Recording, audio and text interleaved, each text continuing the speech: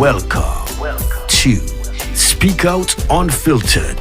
Father, we just thank you today, Lord. We thank you for your blessings upon Grenada, blessings, oh God, to all the listeners and all the contribution. We pray, Lord, that you're going to keep us in your lovely hand, with all of us, oh God, to enter into a new year.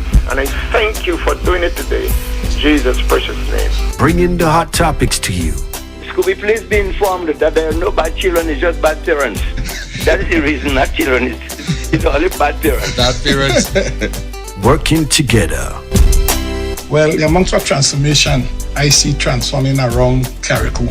With long life, health and strength, man want. That's what you want now, right? Yes, because I'm looking forward for big things, as in Jamaica can say, big things are going on for 2024. Connecting the dots. I want to encourage the one man to continue with his one-man men. Yes, Exactly. Because it's the benefit of the country. What did he do for Carriacou? All these things that you're saying, whenever they make statements, the recording is there. You know, we in the media, we have it. Working together. Yes, so I want to grade him pursuant to senior Cambridge, so to speak. I want to give him A+.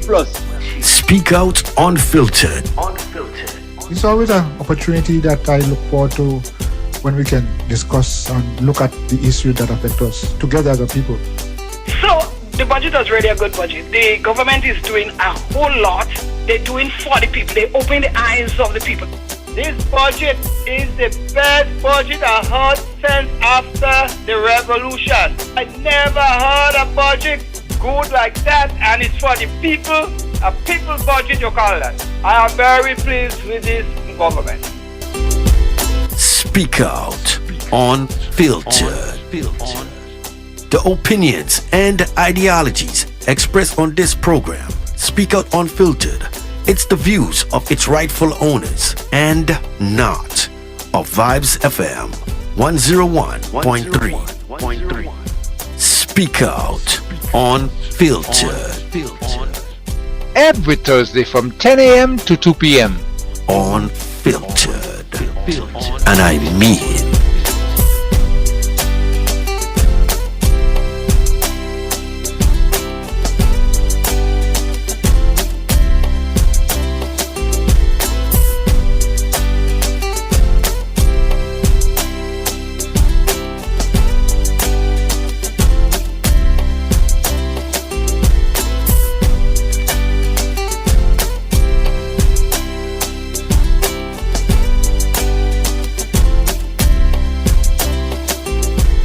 Just about time for us to say good morning again to our listeners right here on Vibes FM. Welcome to the program Speak Out Unfiltered for today. We're looking at the 6th day of June 2024. Good morning, good morning, good morning, and I hope that everything is fine wherever you are locking it down to your program. We thank you so much for tuning in the state of Carriacou, Petit Martinique, Grenada. Good morning. St. Vincent and the Grenadines as well. Good morning to you and our listeners who are in the diaspora, who are online. Good morning to you, whether it's on Facebook, whether it's on YouTube, whatever the platform that you may choose this morning. Thank you so much for tuning in. To remind you that the program is interactive, you can always call us at 443-0101, 443-0101 and 439-0101. And our WhatsApp numbers, we have two WhatsApp numbers, and the area code is 473 and it's 403 0101 403 0101 and 534 3097 534 3097. I want to remind you that the program is interactive. You can always call us if there's something in your community that you'd like to speak about. We always welcome those topics, and we also have some in our studio as our own. So we continue right here on Vibes FM. Let me move over and say good morning to you, Koi. Good morning. Good morning. What's up? Good morning to you, Kim. Good morning to all the listeners at this time, and welcome to the family of Speak Out Unfiltered. And I'm seeing already people are gathering. People are gathering around, and it's a good feeling. It's a good vibe, Kim, to see people are coming forward to discuss the things that are important to us. And trust me, there are a lot of things. There are a lot of things that we should be concerned about. Not concerned about it only from a negative standpoint, but concerned about it in the sense of understanding what is happening and building ourselves, taking the opportunities that present themselves for us to build ourselves as a people, individually and collectively. So I really look forward to this. As I said, I'm already feeling the vibes that people are there, and we want to speak, we want to talk, we want to engage, we want to hear what you have to say, we want to hear what each person has to say, because from these comments we can learn a lot of things. So we don't know everything, so whatever anybody says, it's an opportunity for us to learn, even if it is not in keeping with what we think. But let's learn together. So class is officially open? Yes. Okay. You know, in Mount Pleasant Government School where I went, I always remember the bell. And when Mr. Bascom stand on the step and he rings that bell, whatever you're doing at the time, whether you're taking up a marble, whether you're stay still, you're going to freeze. Freeze. So right now, let's freeze because class has begun. All right, okay. I remember those days too as well. You know, we all went through the same thing in Present Government School, our alma mater, you know. Yeah. And it's nice to hear those kind of comments coming sometimes, okay? Now, what's happening now? I noticed that there's a change in the weather. You realize the nice weather conditions, the weather that it is? Yeah, and I would like to say the weather that changing. You see, the environment is providing us with something so positive that when you see the rain fall as it has been falling past couple of days, and you look around you, you have to smile, because the things that were dry at one time, seeing flowers coming up, seeing this greenness. I mean, that in itself brings some soothing to the soul, because the heat, we complain about the heat that is on the external, but around us was parched and dry. And now we're seeing a difference. So yes, I agree with you. There's a change in the environment, a change in the breeze blowing differently now as far as I'm concerned. It's blowing a little bit cooler. Yeah. And the sunshine, not much sunshine, especially now. We're realizing a lot of clouds hanging around our area. Yeah. And we welcome the rain, because we've been dry for a long, long time. And now it seems as though the dryness is not over yet. The drought that we're experiencing still need to take all the precautions, but the welcome of some rain, some water, well, it puts a smile on a lot of people's faces. Yeah, a smile. I mean, as I said, looking at the vegetation around, I said, wow, just 2 weeks ago, boy, this thing was dry. I was only seeing stick. Then the stick just pointing out there, but now you're seeing some. You can't even see the stick again. The leaves come up and cover them, that kind of way. Okay, yeah. Yes, but yes, it's nice. It's nice to and people are planting. Yeah, and one of the things I am learning as well as a community is that we understand very well the importance of preparing to plant. You see people clear up the land, and during the harsh times when the sun was patching, you just leave everything there. Now you are cleaning it up and making space and making room for planting. Kim, have you planted anything at all? I always plant. Let me tell you. This time, See, I have so many friends that each and every one put a seed in the ground for me. Okay? Oh, so you have plant? Well, not officially putting it down, but but planting is in my name. So whenever the harvest season come around, and they start coming, the mangoes come in here. Oh, the harvest season. Yeah, and then the corn come in here, and the peas come in here, and the groundnut come in there, and everything. Because everybody, But it's nice. But Kim, I want to also say to you and to the listeners, whoever you are, planting comes before harvesting. I know we want to rush forward to see the day when we're going to get a corn on the side of the road. Somebody else is selling corn. But harvesting and those things comes after. Now we focus on planting. Even though it's one seed. Well, Kim, I mean, symbolically, I say, listen, I can't afford to be in this environment and enjoy this environment. I don't just put something down in the soil. It's the act of putting something down in the soil and see it blossom up and so on. So I don't put many seeds down, but I know it doesn't take a whole bag of peas to get peas. One seed. So I'm just saying that So you put one down for me? Yeah. Of course. Well, I say to all my friends and colleagues, this is what we do. We plan for each other. All right, yeah, definitely. So let's look forward to a nice season coming through, And talking about the season coming through, and we're officially in the month of June, the hurricane season. Yes, and that's another thing. This month June is so exciting in so many ways that we just started the hurricane season officially, and we are getting all kind of information to be prepared. Don't allow ourselves to be caught unawares and without knowing that we need to protect ourselves. Hurricane season is coming, and sometime earlier in the week I brought the announcement of the shelters, and that's a very important aspect of this season coming up. Each person needs to know where is the nearest shelter.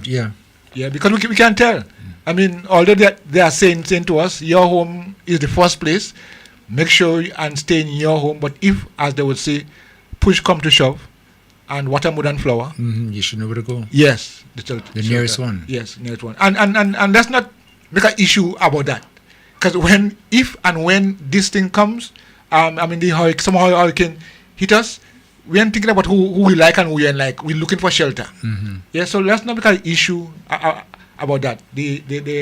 Some places have been identified, and let's try to use them the best way we can. But there's something, that is very, very common among people: the reluctance to leave their home. Yeah. Until the last galvanized fly away, then we say, boy, I have to go. But all the while we see 1 gun, 2 gun, 3 gun.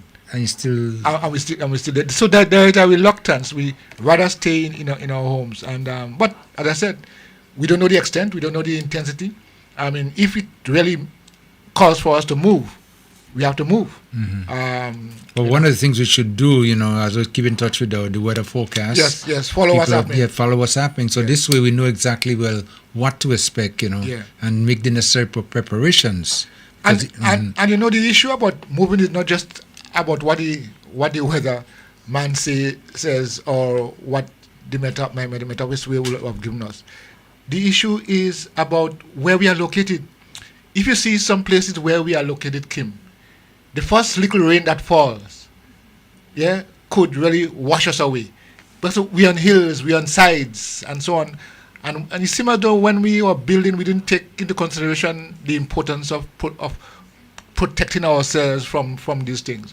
People live right close to the beach. We have to understand that our location can also impact on the effect and impact of any hurricane. But one of the things that I've been saying over the last couple of weeks, why people have been doing this kind of, building in areas which is, are not the best areas for building, is that in this generation in particular, when we had the hurricane back in 1955, Janet, a lot of people were not around, and now we have gone through almost 50 years before, 49 years I think it was, before we had Ivan, followed by Emily, almost back to back, Yes. And just because of that now, and not going through the experience, you sometimes, kind of neglectful, you're not don't take it seriously. Taking it serious. And this is one of the problems that we encounter, why you would notice that quite a number of persons are still in areas that are dangerous, especially when it comes to this kind of weather conditions.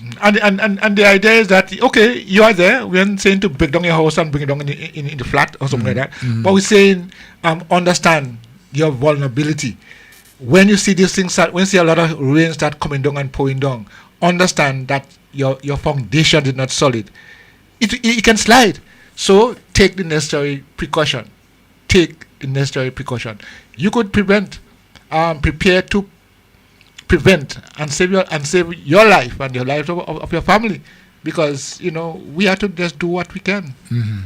Well, that's very important. Okay, so we should know that officially we're into the hurricane season, and be on the lookout for the reports coming from NADMA and the weather office, to know exactly what we should be doing, when we should be doing. Okay, so that's very, very important. We just advise each and every one. I want to remind you now that the telephone numbers 443-0101 and 439-0101. 443-0101, 439-0101, and the WhatsApp numbers 1473 and 40 534-30101 and 534-3097.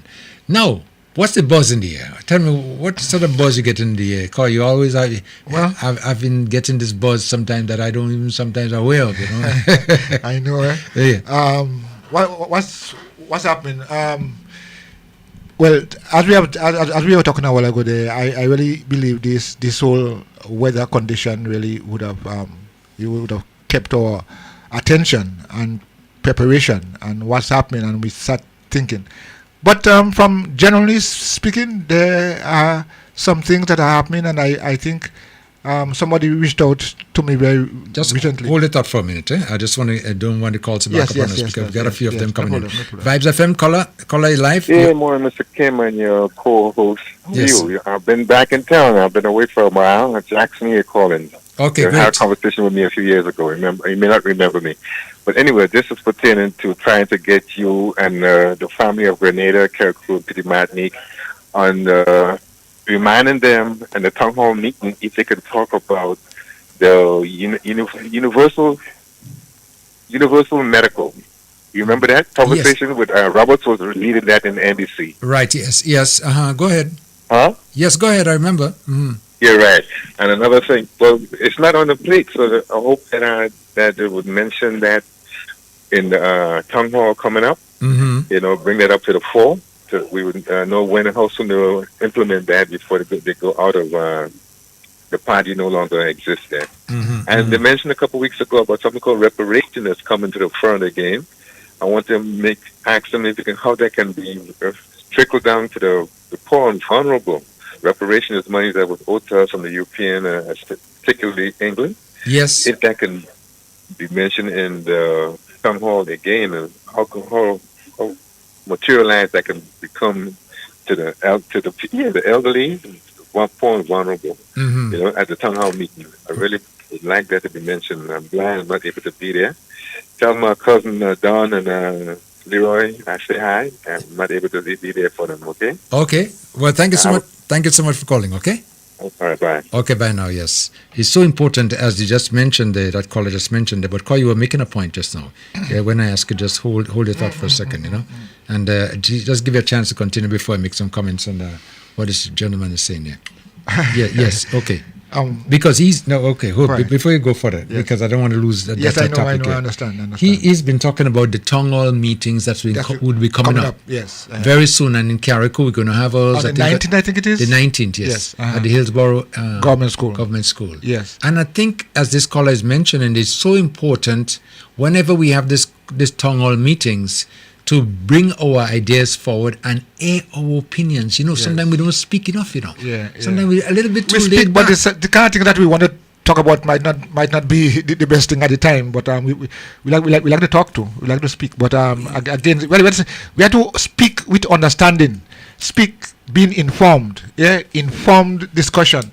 Not how I feel and who I like and who I don't like. The facts are always the facts. I mean, we speak with that understanding. So in these town hall meetings, we go in there to be empowered, to be educated, to understand, and even if it means changing our views on certain things because we now get facts. We realize why are the facts. So I'm saying we in these town hall meetings, it is to me one of the hallmarks of democracy. People's participation. Definitely. People need to participate. Your ideas and views may not always be accepted and say, okay, yes, we'll take it, but your opportunity to speak is important. So share your ideas, share your views, because we can exchange and we can learn from each other. Whether the students come late in class or not, we can still learn from each other. Don't throw no word. I feel like you're throwing over this one. Talking about students coming late in class and things like that, you know. Yeah, well, I mean, I'm just saying we have to understand that. I mean, you know, we here to learn together, and if some come early and some come late, well, so now I have to go back and try and say what was said before. But no, if everybody come in time, we're going to be going forward together. Mr. Joseph, let me get your microphone on. Good morning, Mr. Joseph. Good morning, Mr. My Redeemer. But it's not, I chose to be late because the topic, the previous topic, is a little too elevated for me. In meteorology, I'm not.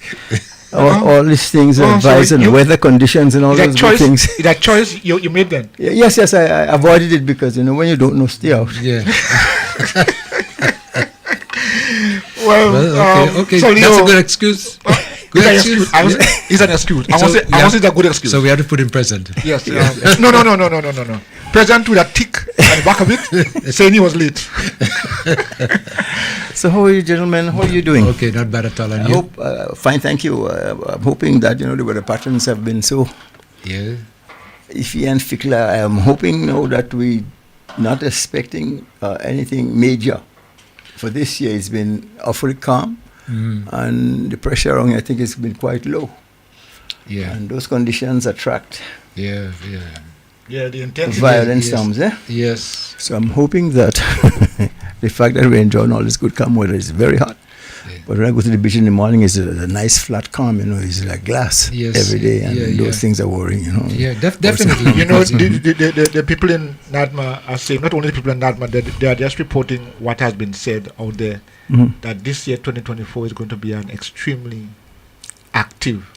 Every year they've been saying the year is active. I hope they're wrong. But this year they are saying it's extremely active. For example, they point to the fact that they were able to name 26 or 25 different storms expected. In the past 10 years, the average was 12 to 14. Now this year we're talking about 26. So you could get an idea that definitely there very well may be some activity that we may not have seen in recent years. And to your point, we need to take that into consideration and prepare for it. I mean, we can't stop it. We can't go up there and say, well, don't pass here. We have to prepare for it because we understand. And that's what knowledge does. Give us the ability to prepare for what might happen. Over the years, the strength of the hurricanes have been increasing. I think Janet was about around 90 to 100 miles per hour wind. Now you're 100 and Combe, 150, 160. I remember Hurricane George was over 200 miles per hour, Wow. That year, those windjammer cruises, you had the Phantom, the Flying Cloud, and the Mandalay. Yes, the Mandalay. I remember that year, Phantom, they took the chance of trying to storm it offshore, and the thing came through in more than 200 miles an hour, and they didn't even get a speck, not even a piece of wood from Phantom. Just the thing disappeared without a trace. I heard that, yeah. That was a fairly big boat. So I don't hope that. We don't want those things to happen to us. Well, behave yourself and pray. That's all you could do. And protect yourself. Well, that's what I'm saying. Pray. What you pray? What do you mean protect yourself? Just pray and ask God to be delight with you when it comes our way. That's all. Just like okay. Yeah, but what we've noticed too, with the intensity we've had over this long period of time, the waters around us, the Atlantic, everything is warm now, and that's the kind of conditions that this weather, these tropical waves and things like that. They love that. Well, that's food. That's food for them to eat. And they, so we have to be on the lookout. Yes, but this morning when I jumped in this year, I somebody turn off the hot faucet. It was yes, it's that warm. Imagine that. And from most times when the night over, the water gets cooler next morning. But if it's still maintaining that heat, that warmth, something happening. So when you ask the person to turn the heat on, what did they say? Turn it off. Turn it off. I mean, yes. The two faucets, one hot, one cold. So as them turn off the hot water faucet. Right. So what did they say? Yeah. What did they say in based on your request? Well, they have no control over that. Okay. so take it. Take it and go. Take it and go, yeah. Okay. Now, we've just been discussing, that the anniversary of the NDC is coming up, matter of weeks from now. Today's the 6th, another 17 days thereabout, the 23rd. And a lot of things are planning around our communities. They're planning the town halls, to get our opinions out there, and also celebrations and things like that. Looking back at the 2 years in office, what they have accomplished. And almost everybody I spoke to, saying so much has been done over the last 2 years. They're wondering what the next 2 years would look like at the pace at which things are getting done. And, it's out there now. There's talk out there. And we're going to be hearing from our Prime Minister and all the representatives and ministers and everybody like that over the next couple of weeks. Yeah. I think it was going to be here on the 19th. Yeah, it's going to be on the 19th, yeah. Yeah, it's borough government. Yeah. Government school. But I wonder, solely from your own observation, do you think that we adequately taking the opportunity to discuss the issues at these forums? We have a problem with speaking out, really and truly, or afraid they go say, and my ideas might not be the good one. But it is in the speaking out we are able to build a society where everyone have a space. I don't have to like what you say, and you don't have to like what I say. But one of the issues is for the development of the country or the island. In our case here, even though we have to critique it, but at the end of the day, it comes out better because all of us will benefit from whatever positive things will happen. What I'd like to see happen in these town hall meetings is a matter of people who are there coming up with suggestions and questions around programs and things that could enhance the state. Instead of, in most instances, some people come into a town hall meeting to talk about something that happened to them personally. And in a lot of instances, it's a trivial thing. Yeah. You go and tell the Prime Minister is there. Here's an opportunity. Well, a cattle go in my garden and die something. Call the Ministry of Agriculture. Exactly so. When those things happen, don't come and complain about the cattle going in somebody's garden. Put the Prime Minister's time into better use. So we need to step up the things that are affecting us generally, and the things that we can do to enhance the state. And as long as the state rises, as long as things improve in the state, we'll all benefit. So all of the little trivial things that we complain about and wasting people time about at these town hall meetings, I wish we don't have too many of that this time around. But what are some of the things you would like to see? And you think that we really and truly that we should be in order of priority? I mean, when we go to these town hall meetings, and as a society, as a community, we live here, we see what's happening, the ups, the downs.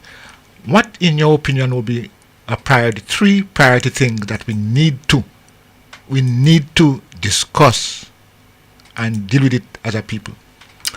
Well, one of the first things I would like to see is that we should pay attention to the state of our youth. And what programs or so we could talk about implementing to better the situations. Yeah. We have a situation here where our youngsters don't remember what it is, or they apparently don't know what it is, to be able to be attempt an honest day's work, your discipline, your focus on all those good things. We just seem to accept things as this laissez-faire thing, and if you want to, for example, take a pattern from there are a lot of good things around the world, Don't talk about America, talk about England, talk about all the other places where there are positive things happening. You could study those things. And why, when we want to imitate America, the first thing that we put on your pants below your waist? Yeah, well. That, other things that... Yes. You could imitate those things or other things, but not just those. Exactly so.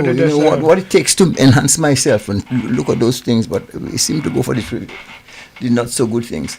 Secondly, I don't know. I think one of the things I'd like to address with our elected officials is that in the past, our people are afraid to speak up, to ask questions of the elected officials. Yeah. And that was something that was established by the previous administration, because if you're going to ask a question that don't sit well with those politicians, then they seem to ostracize you. Yeah, right. So because of that, or people, I always said that your elected officials, I mean, respect is due to them. But in reverse, the same must be true. Yeah. And you don't have to be disrespectful, but then you must be able to ask a question and expect to get an answer.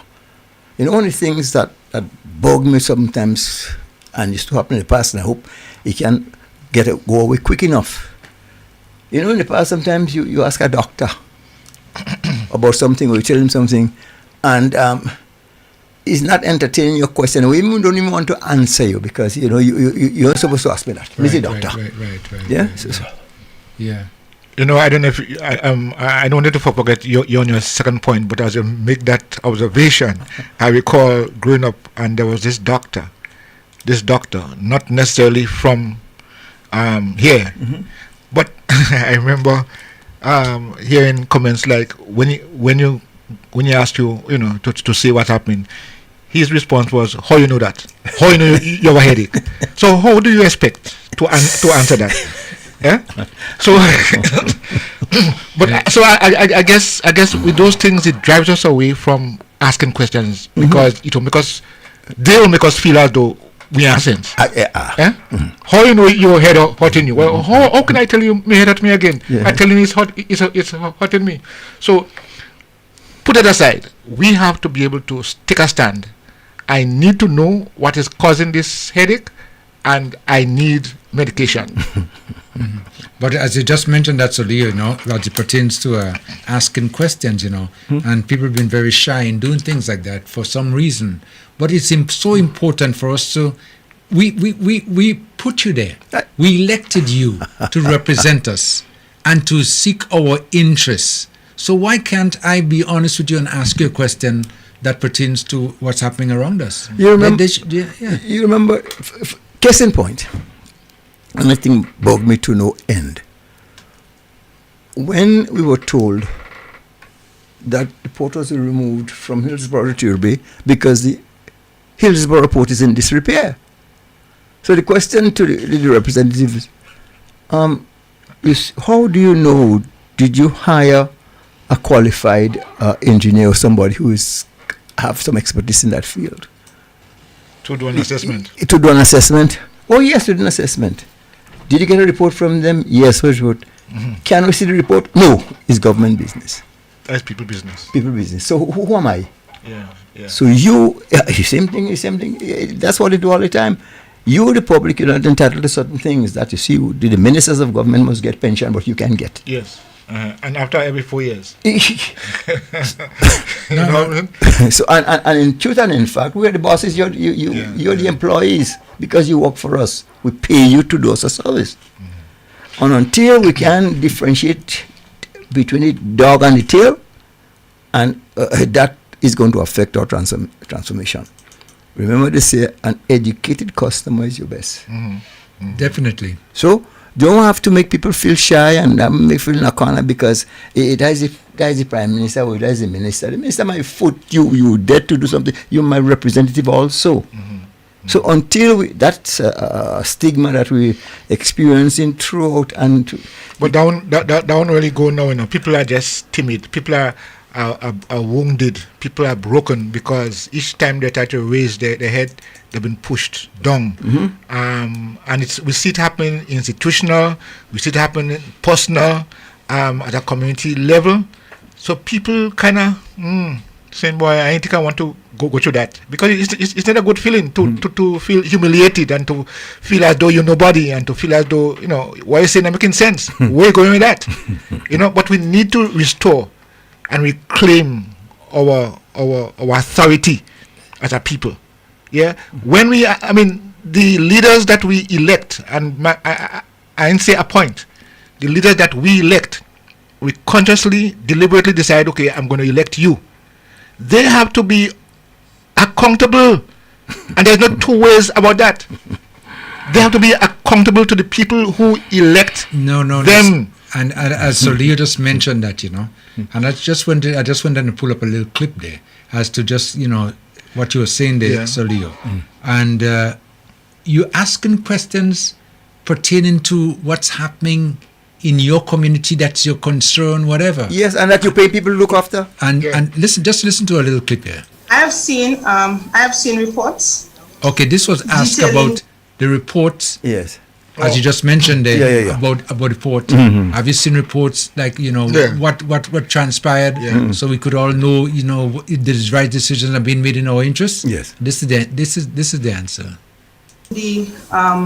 The state of the disrepair of the jetty. I've seen reports that was done prior my time, because you may recall, I don't know if you know, but that was one of the basis for the policy decision to move the jetty, the state of disrepair of the jetty. So I have seen reports. I cannot recall the company who would have been responsible for investigating and making that final decision, but it was qualified, competent experts who would have done that. There are written reports with respect to that regard. I cannot tell you who would have done it, because the government would have, at the time, would have had to be advised of that in before they made that decision.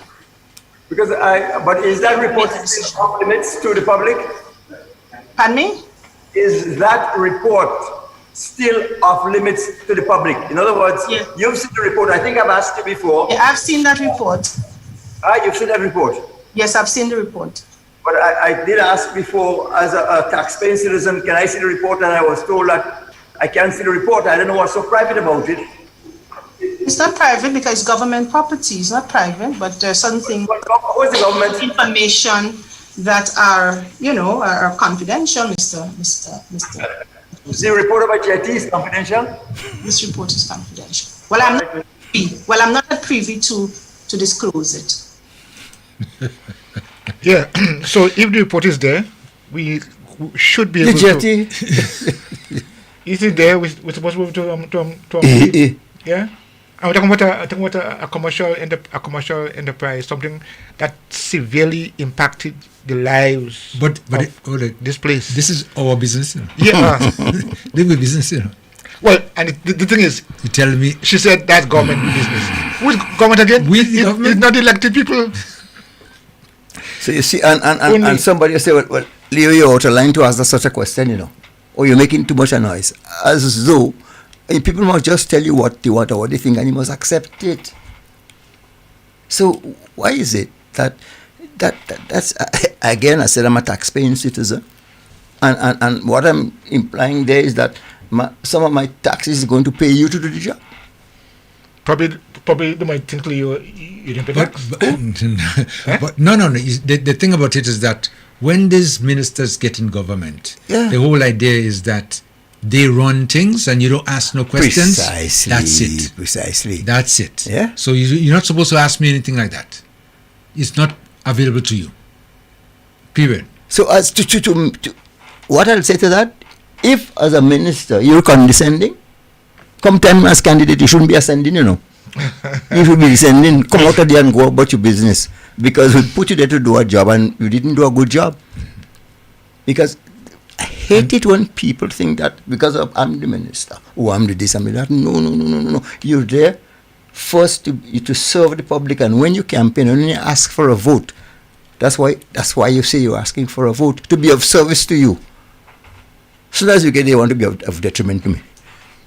If something is wrong, and that those kind of thinking, people must understand that.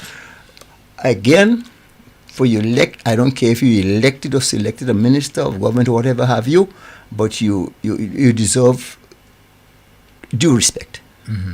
Huh? Right. But at the same time, the people that are putting you there and you're there to be of service, so you have to respect them also. It's not a one-way street. Mm-hmm. It is, and this is something, and this is one of the reasons too why you'd find that people sometimes are sort of shy. Yes, they're asking questions, reluctant, because why? The answers that you get is not appropriate. So you become die donkey. That's it. You tame everybody, want to jump on your back. Who donkey? Die. Leo. Don't remind me of those days. Vibes FM, landline caller comment. Morning. Yes, good morning, yes. Conversations. I'm here listening from Grenada. Okay. Morning to the panel and all the listeners. Mm-hmm. One of the things that concern me most in terms of agriculture. Being a farmer, I remember, I was educated at PBC in the early days. And when there was this stigma attached to agriculture, that when you tell someone you're doing agricultural science, they see you as a donkey. Yeah. That, you waste your parents' time. Yes. That's true. Yeah. And when I finished school, I graduated with a distinction in agricultural science. And it's only when I reach in my 40s that I really get to realize the importance of agriculture, and that is one of the first professions that was given to man. And when I look at what is going on in Grenada today, especially previous administration, this administration, we have to be more aggressive in terms of some of the policies and some of the things that would be able to attract young people into agriculture and see it as a business. However, I want to make this point concerning concession. It is good that concession is made available to farmers, but where I believe that the ministry, and I hope someone from the Ministry of Agriculture is listening now, they need to categorize in terms of your application. Example, one of the requirements that they are asking for is that you should be doing like $20,000. You should be grossing $20,000. Example, a man who is growing melons, he might have 30 crates of melon, and he could gross 20,000, so he's qualified. Someone who is doing seasoning, the farm is more active, but because of what they are growing, it is difficult to create that kind of revenue in that time period that they would look at. So I think the merit, what they're using to get someone qualified, I think they should eliminate. I find this is crap.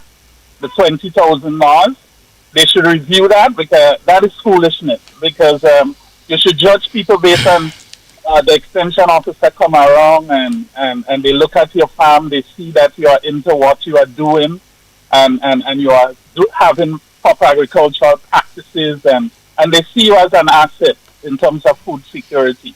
But when you're telling someone $20,000, sometimes there are some people, they're selling seasoning, but the cash flow is even better than the person who might sell 20,000 in 1 million crop. So I think they need to revise that and take out this $20,000 and grade people based on how they really apply the laws of agriculture and these kind of stuff. So I hope that someone from the ministry is listening. You need to categorize that. Or even if you want to put a money figure to it, you cannot say someone who growing yams with pongs or melon with pongs. You cannot put the same category for someone who doing vegetable like lettuce or so. It's going to be lighter. It's going to be easier for someone who's selling melon or yams by the pongs to really to reach a gross amount that is required in terms of making an application. So I really hope that they would look into this seriously. I really hope it's something that should be brought up. That I believe should be brought up in the town hall meetings. That to start it's not everybody. Like someone like me, I do karaoke every night. It's difficult for me to really go to a town hall meeting. Yeah, okay. So this is why I'm using your medium, because I know there are people who are going to be listening. Right. Okay. But trust me, we need to look at that, because if you want to motivate people, there are farmers who go in with their produce, they putting it in bags and taking bus because they are not qualified, because they haven't made the $20,000 in growth. But their farm is active, their farm is free from pest. They all that is needed, for production. They are part of food security. So because you haven't reached that threshold of 20,000, it doesn't make sense to you. Right. You understand? Right. So they need to remove that barrier, that $20,000 stuff. That is crap.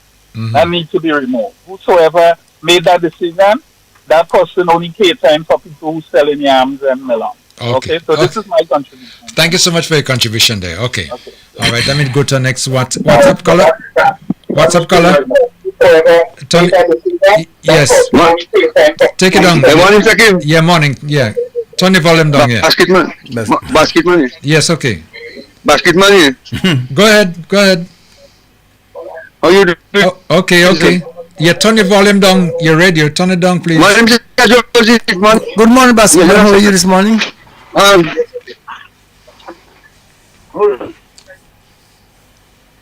didn't hear you. No. Go ahead now. Go ahead. You turn it down. I didn't hear you. No, I said good morning. Yeah, you said good morning. I said good morning.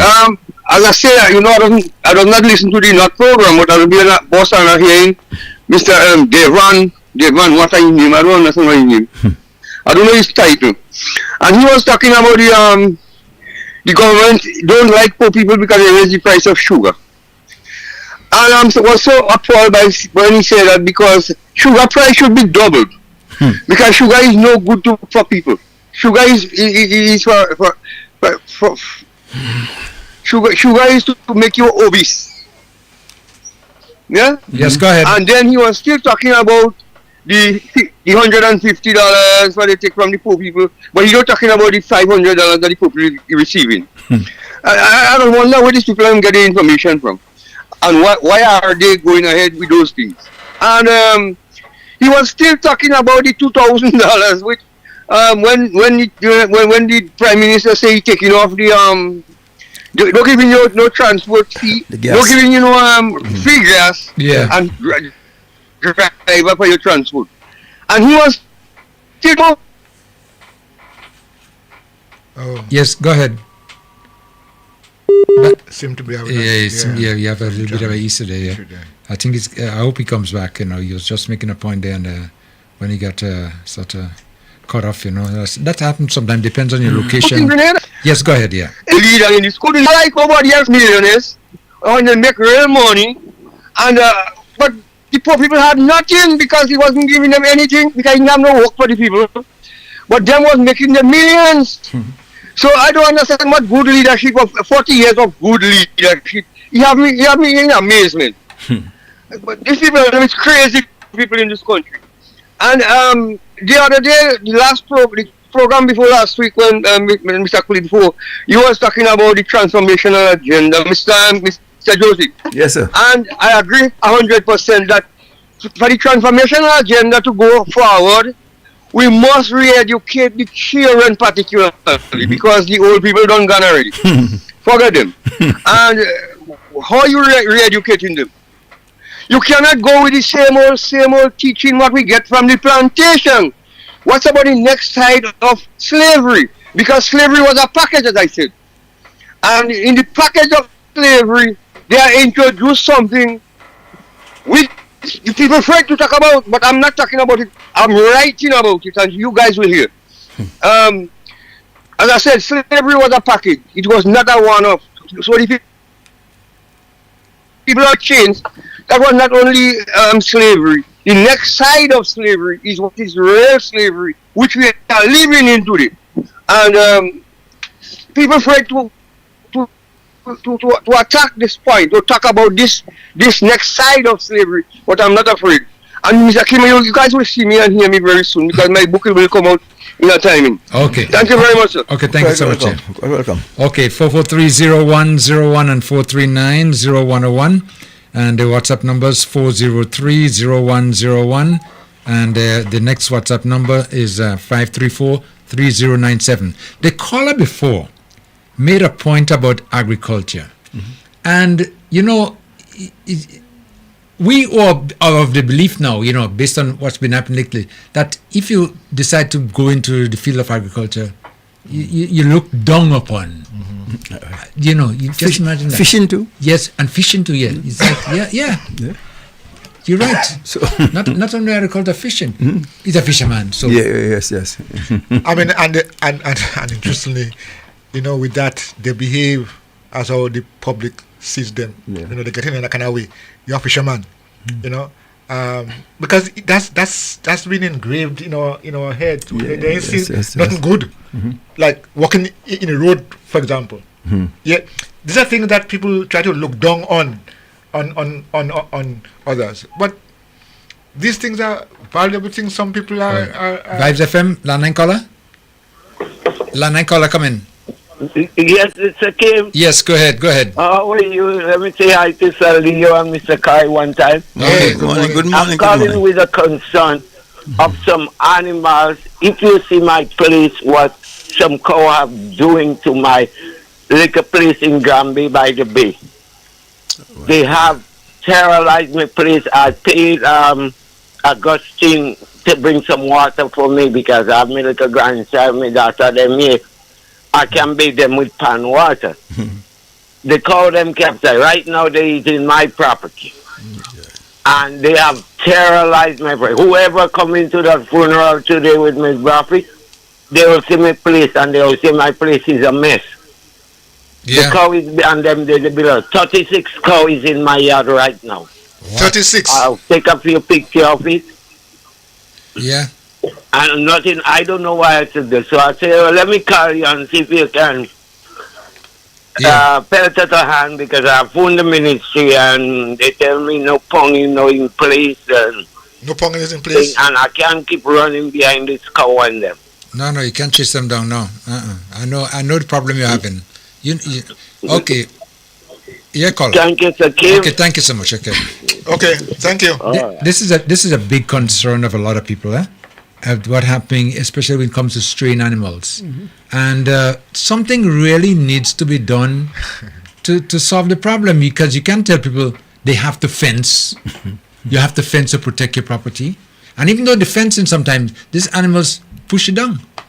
But this caller, I happen to know this caller. In fact, he raised those concerns with me a couple of days, a while. And what he's saying is that these cows, water is so scarce already, Sir Leo. Water. And when he puts the water in the drum and so on, this cow come in and throw it down. I mean, it's not only eating your produce, but he now has to suffer because these loose animals throw down the water that he is trying to gather. You already say what he has grandchildren, yeah. So it is a issue that we have to address, and let us not shy away from it.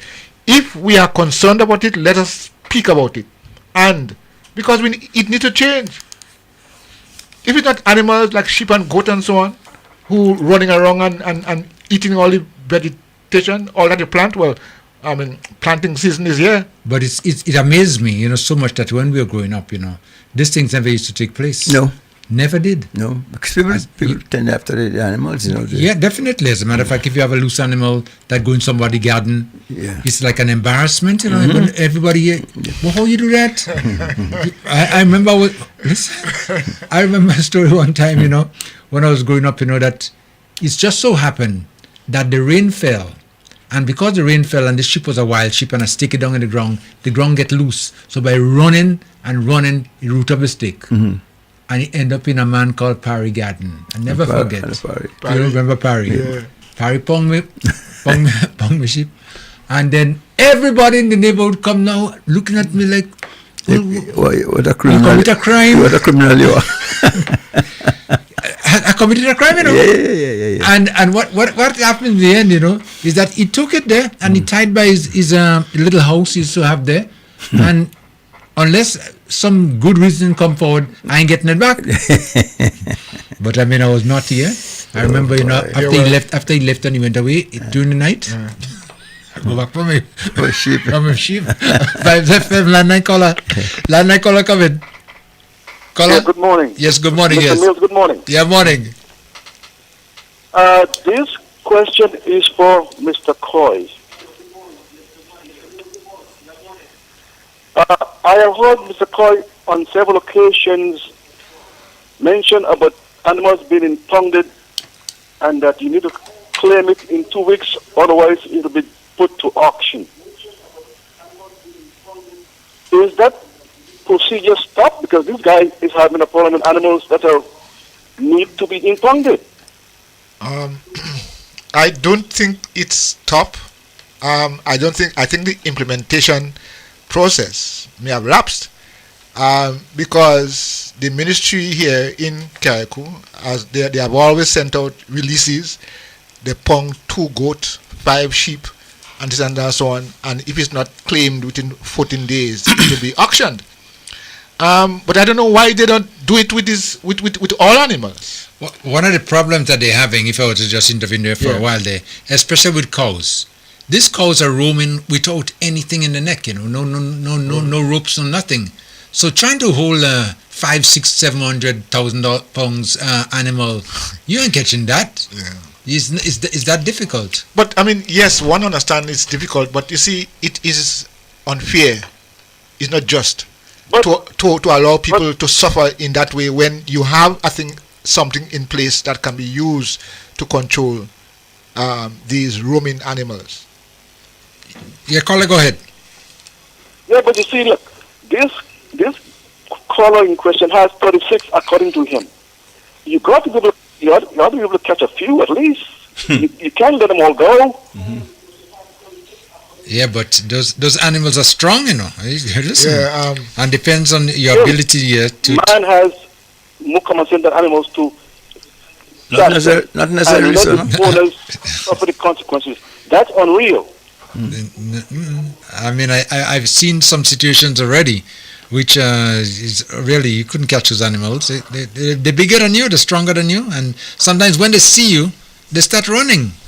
So you can run after them to catch them just with no rope. They need water. They come for water. Water is the bait.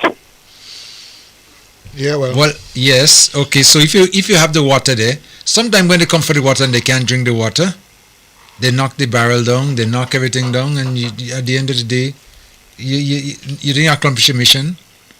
I mean, some people I know took some real drastic measures, which I don't, want to talk about, in controlling them and by giving them water to drink. And that might be the final drink they would have, the final drink in water they would ever drink. But that's not the best way to deal with a situation like that. But but that person needs to get some help. Yes, definitely. It's not fair. Yeah, I quite agree with that, And I think, we should get in touch with the Ministry of Agriculture again to find out exactly what's happening. What's really happening with this pounding now? Because especially with the rain just falling now, and people are planting, this is the time when you need to make sure that the animals are well protected from destroying people's property. So, yeah. Okay, caller. Yeah. Okay, caller. Yeah, thank you so much. Okay. Thank you. Okay, bye. One of the things that used to be in the past, let me take for example, I grew up knowing that in Bele there was a public space where people can put the animals and pay monthly or whatever. Yeah. And the pond is right on the other side there. So water is not a problem. So the whole place was fenced, right? And the cows were inside there and they had to pay for it and so on and so forth. Now, you know what has happened? You see, our actions could create some problems, That whole area is now a residential area. The pond is dry. Where can they put animals like these? It was for a purpose why they had why they had the fence in Bele there. And that not even that, but the area was provided for people who didn't have land and wanted to rear animals. Yeah. So this was an opportunity for you to utilize that area. So you see, succeeding generations, we feel that is not important, so we build houses, and take all the lands there for commercial oil. Vibes FM, caller, landline caller. Good morning to everyone. Yes, good morning. And the way are you going with all your program, how are you educating people? But with the situation with this guy that called about the cows damaging him, if we had good community and the people in Granby community know that they don't have to let go their animals to destroy somebody else, and if government provide a place for them, because I know he used to have a place in Brunswick we call Below Roseau. They are fenced wrong and people pay to put their animal there. But when I come back to Carriacou, I see all over take over with houses. So I say, well, where they want the animals to go? And in Dumfries again, he had a place. But now Dumfries populate, when I came there, they had the quarry. And after the quarry now, they're building houses. So if they're building houses for people and they're not providing for the animals, what will happen? It must have that situation. And nobody can chase all these cows that are in the man-yard. The only antidote for that is if you put poison in the water and they're dead. And I don't want that to happen. And we're talking about agriculture. The first thing that was produced to mankind is agriculture. When God made the land, and God planned the land, because God is the only one that could create a seed. Nobody else can create seeds. And he planted up the land and he asked Adam to cultivate it. What was the first thing that produced to man? Agriculture, that we had to live by knowledge and increase yet, so that they had to take other things, to do other things.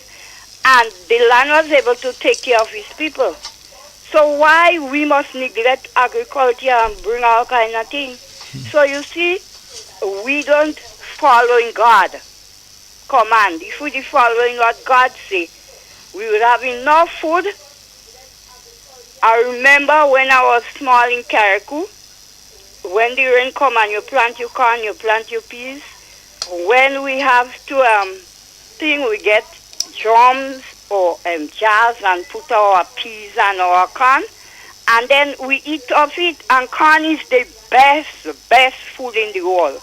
Remember in the Bible, when the famine came and the Israelites went down to Egypt to get food, was corn. When God tell them they will have 7 years of plenty and 7 years, and they have to provide for the other 7 years of corn. So you could do a lot of things with corn. And I remember when they was interviewing Cousin Masima, she said that she live on, she cuckoo, she fry it, she make porridge with corn, and she lives strong. So if we take care of what we have as God intended, why people should trade agriculture, and agriculture is the first thing that was presented to mankind? Yeah. Have a good day. Okay, thank you so much, sir. Yes. Because as was told by the youngsters that, agriculture is not the way to go. Because... What is... They didn't give you an alternative? Yep. What is... No, you didn't give him an alternative, but the example he used is that my dad was a farmer all his life and he died poor. Technology?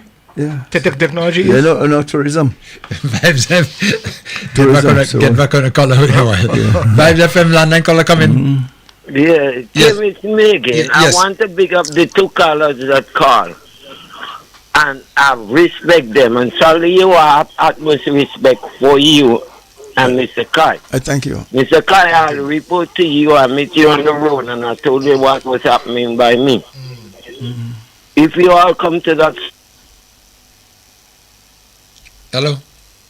From all in Granby, you all will see my place by the Liquor Bay. It's all mashed down. Wow. Yeah. Okay. So I'm looking for you all to find a way, if we all could.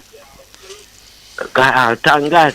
Yeah, well, listen, caller, let me say, what really has to happen here is the people who are in charge has to take some action, Okay, but the community, the people in the village, in the community are helpless.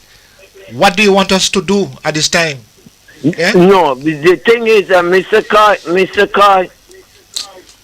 Kai. Yeah. Mr. Kai, I'm not saying I want a handout. No, caller, I'm not saying what that. I use? I use all the electrical wire to make a fence, right, while they throw in the bush. And I make a fence, and cow come and mash it down. The water that I buy. Yeah, I understand. Yeah. Okay, caller. I think, gentlemen, what I'm trying to say is that we can just ignore it. We have to find some ways to deal with the issue. I mean, so what? If that's just one family or one home, if 10 homes experiencing that, what do you think will happen? The village would mash up? So I'm just saying that we should not ignore it and say, well, what? The authorities, those in leadership, those who are supposed to be manning this area, should, well, find some way, come discuss it and see what can be done. Because to ignore it will create anger, and everybody will just get so it has to be addressed. Okay. WhatsApp caller come in. Yeah, can I recommend that at night time when they're sleeping, we could sneak up on those cows and pound them, or at least stabilize them for the daytime. When they're sleeping, they have to sleep, right? You can pound them then, okay? Well, if you know where they're sleeping. Well, I guess no, I'm saying it's in the man garden. They know where it is in the man garden. Right, okay. Or wherever they do, you could track them after in the daytime, and you know where to sleep in. Wherever they are, you can pound them when they're in the nighttime. We are men. We sneak up on them. Have a good day. Yeah, okay. So Leo, watch them and hide and go and hold them? No. Say sneak up on them in the night. Yes. When you see them in the day, pound them now. Why wait until the night? Yeah. Say. And Kim said that they don't have nothing in the neck. Loose? No, nothing. There's a saying, when you see something in the day, you don't have to light candle, look for it in the night. You know? It's there. You see what's there? Yes, I mean, this is a serious issue. And it happens now with one person and cows, but there have been problems with sheep and goat and all the other kind of things, pigs. So talking about impounding animals and all those good things, it takes manpower to do that. And I don't know if we have the necessary resources. But these animals belong to somebody. So they have owners. Eh? What's Slada say? Slada say, I'm the owner. Yeah. Later. Yeah, but it's going to be difficult to do. I mean, if the government will say implement some rules and regulations and enforce them, we might have a reduction in what is happening now. We're not going to eliminate it totally. No. But at one time they used to do that, but for some reason they're just lack of that. Vibes FM. Yes, good morning. Yes, good morning. On the call, I'm talking about the cattle, the wild cattle issue is of concern to me too, because at one time we had that problem here in Grenada in a place called Mount Hartman, which was a grazing place long time when it was not developed. So people just used to let go of their animals, and we had that problem big time. The cattle would break the pipes. Even, I mean, imagine you wake up in the morning, time to get ready for work, and you're greeted by a pipe broken and water spraying and all that. Well, it went on for quite a while, which also reminded me too of Montrouge area during Gary time. Gary had a man, what's his name? Everybody knew that man. We used to call him the cow police. He used to walk around with a cutlass, and he used to impound those cows. And so I am listening and I'm hearing the word impounding coming up, but it's impounding. It's a very serious business, because if you impound the animal and it dies in your care, you are responsible for it. Yeah. So we fought that issue in Mount Hartman through the news, through, making it public, doing all kind of things. We had all kind of news stories about it, pictures, and so on. And then, I don't know, but they just became less and less and less until they are no more. That situation left. But recently, right here in Grenada, somebody stole a bull from the abattoir. So how come they are walking around freely in Carriacou? That is my question I want to ask. Where are the thieves?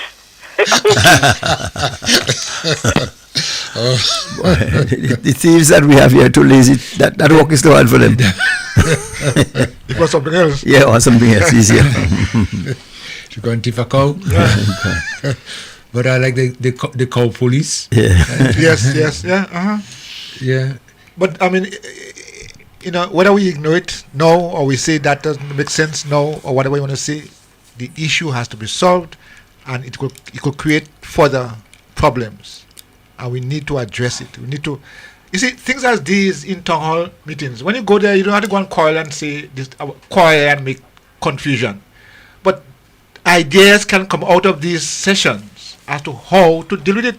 Like if today is you, tomorrow it might be somebody else.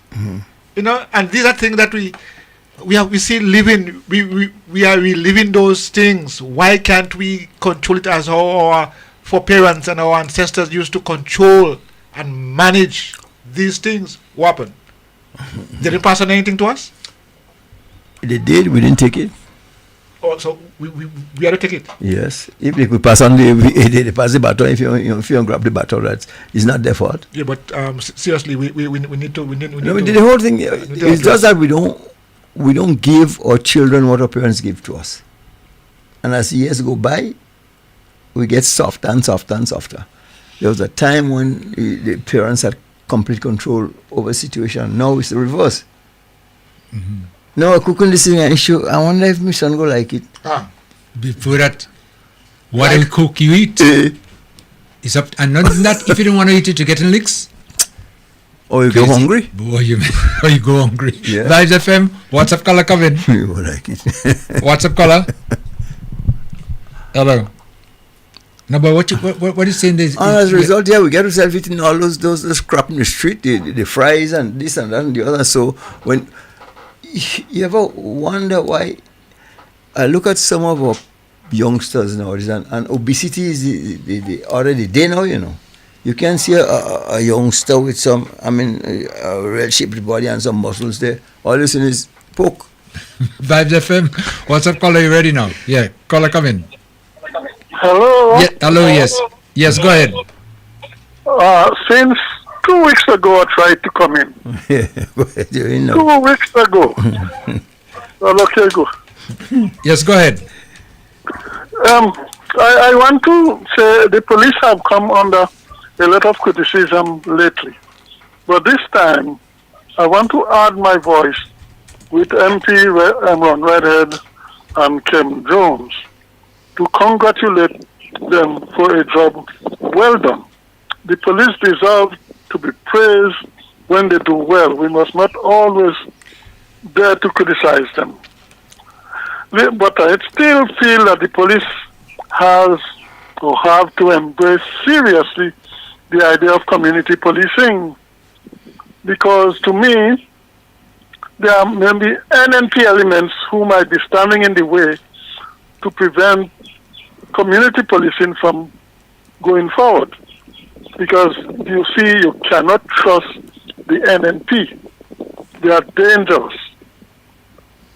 You see, and I want to congratulate the young Prime Minister for taking a strong stand against the gun situation in our country. Okay. That 30 years is not enough, or 20 years. They must be given 50 years when caught with a crime. So that's all I have to say about the time being. Okay, thank you very much. Okay, thank you so much, sir. Speaking about what the scholar just mentioned there, about amnesty, gun amnesty, it's becoming, well, they had a debate, I think, this week in Parliament over that. It was one of the issues. One of the issues to debate on, yeah. And I fully support the idea of gun control in this country, because if you realize what's been happening is that these people feel now, well, they're at liberty to just shoot and kill and do whatever they want to do, and that should be stopped now before it gets worse. And one of the penalties, which I love it, is that once this amnesty is finished and you are caught with a firearm, 10 years in jail. That's it. No magistrate, no lawyer, nobody could ever plead your case and get you off. 10 years. And you're saying there's no appeal process? No. What are you appealing about? Appeal to say what? Give reason why you have it? Well, you'd have said that in the trial, I guess. But, the justice system requires giving everybody the opportunity. Even though you know the person is. But, we have to still remember our justice system. So listen, we told you, bring your gun in within a certain time. And if you don't, once we catch you with it, that is the penalty. Yeah, well, you're gonna say, listen to some kind of case again and say, well, oh, you maybe you had it for a reason. And, yeah, come, man, we've been going forever and ever on that. Talking about that, Kim and Solio, I think there was a shooting this morning, where? In Granans Valley area. So we still seeing the but all the amnesty period will finish, and once you find the person now who did the shooting, it's 10 years to start. Yeah, well, I mean, yes, that in terms of sentencing, yes, 10 years to start. 10 years. So you take him off the street, take him off society. If one is to stop, there has to be some consequence for your behavior. Certainly. And they got to enforce whatever they're implementing so that people don't take things for granted. This slap on the wrist and so on and so forth wouldn't solve nothing. When you do the crime, do the time. That's it. And Moses law. That's it. An eye for an eye? Yeah, two for if you Vibes then FM. you'll behave yourself. The Vibes FM, London caller. Yes. I want to say that Attorney Ferguson says when you go that route that you just said there, prepare to build a lot of prisons because and he said he recommend more judges. There's a shortage. The whole law, the whole prison system need to be revamped and rebuilt, added to, and a whole lot more judges need to be added because the whole system will be flooded with a lot more cases. That's what, according to Attorney Ferguson on his last show on Monday. Yeah. Well, it's easier for them to bring it in rather, because the consequence. You're going in jail. So it's up to you if you decide to go in jail. Well, the choice is yours. But I guess the caller is saying that yes, okay, you impose penalties, stiff penalties. But the penalty is 10 years. Yes, but when you have, you don't need a judge. You don't need a lawyer. No. So you don't try them? No, that justice. You're guilty. No. A man is innocent until proven guilty. Let's not go wrong that would because you find a man who is his possession. You tell him. You tell me innocent. You find him with a gun in his possession, and you tell me innocent of carrying a gun. Well, I don't understand. This you are going to no magistrate for that. I think sometimes we throw this is democracy and this that's not fair and it's not just and so on and so forth. A lot of instances is to our detriment, because there are too many excuses for things that are obviously wrong. Right. Don't do it. If you don't do it, then you save yourself the worry. Yeah, and but what Solio is saying there is true. And this is one of the problems now. I've been, in the news, if you look at the news and look what's happening in the USA, this 9, 10, 11, 12 yards and all kind of reason until you could appeal and do this and that and that and that forever and ever and ever. You just keep going. Well, it is a mockery. That's it. They're telling you about this thing, and the only time you're guilty is when you're poor.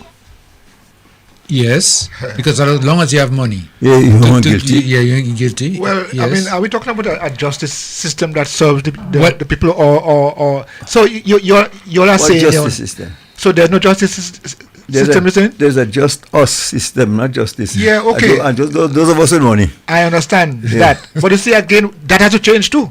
That attitude has to change. Who change it? Huh? The same people who we looking to now to change things. The attitude has to change. I understand. You're going to need a loan to change it, and it's only the rich people have the money. So we vulnerable, according to them. We so don't expect any justice. We poor and vulnerable. We're not entitled to justice. Yes. No, we're not entitled to justice. We'll never get justice. We're entitled to it. You don't get it. But listen, the law tells you during amnesty, you have a firearm. Bring it in. I give you 90 days to bring it in. You don't bring it in, after 90 days we find you with one, the penalty is 10 years in jail. See, what's if there's the consequence for your behavior, keep doing the wrong thing. For example, that's it. I came up on the Dollar yesterday. Both sales at 4 o'clock. What right have you to be showing up to 4:20?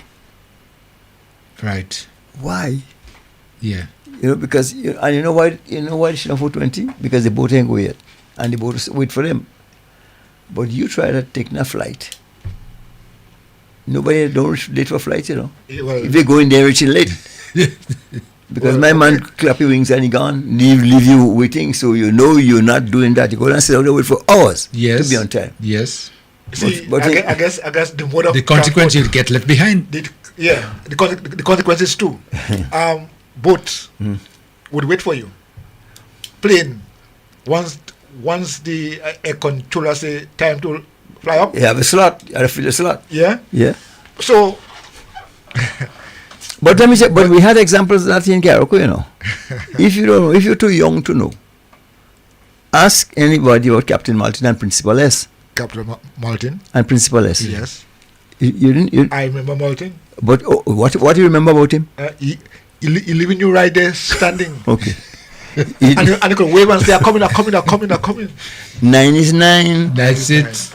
And 10 is 10. When you say we live that 10, we say that 9. But you know, we talk about things not generally speaking in a logical or reasonable way. I would say not logical in a reasonable way, because these things continue to happen. Oh, because we let them happen again. But okay, if you tell them the boat live in 9 and the boat live at 9:15, they should up 9:10. Right.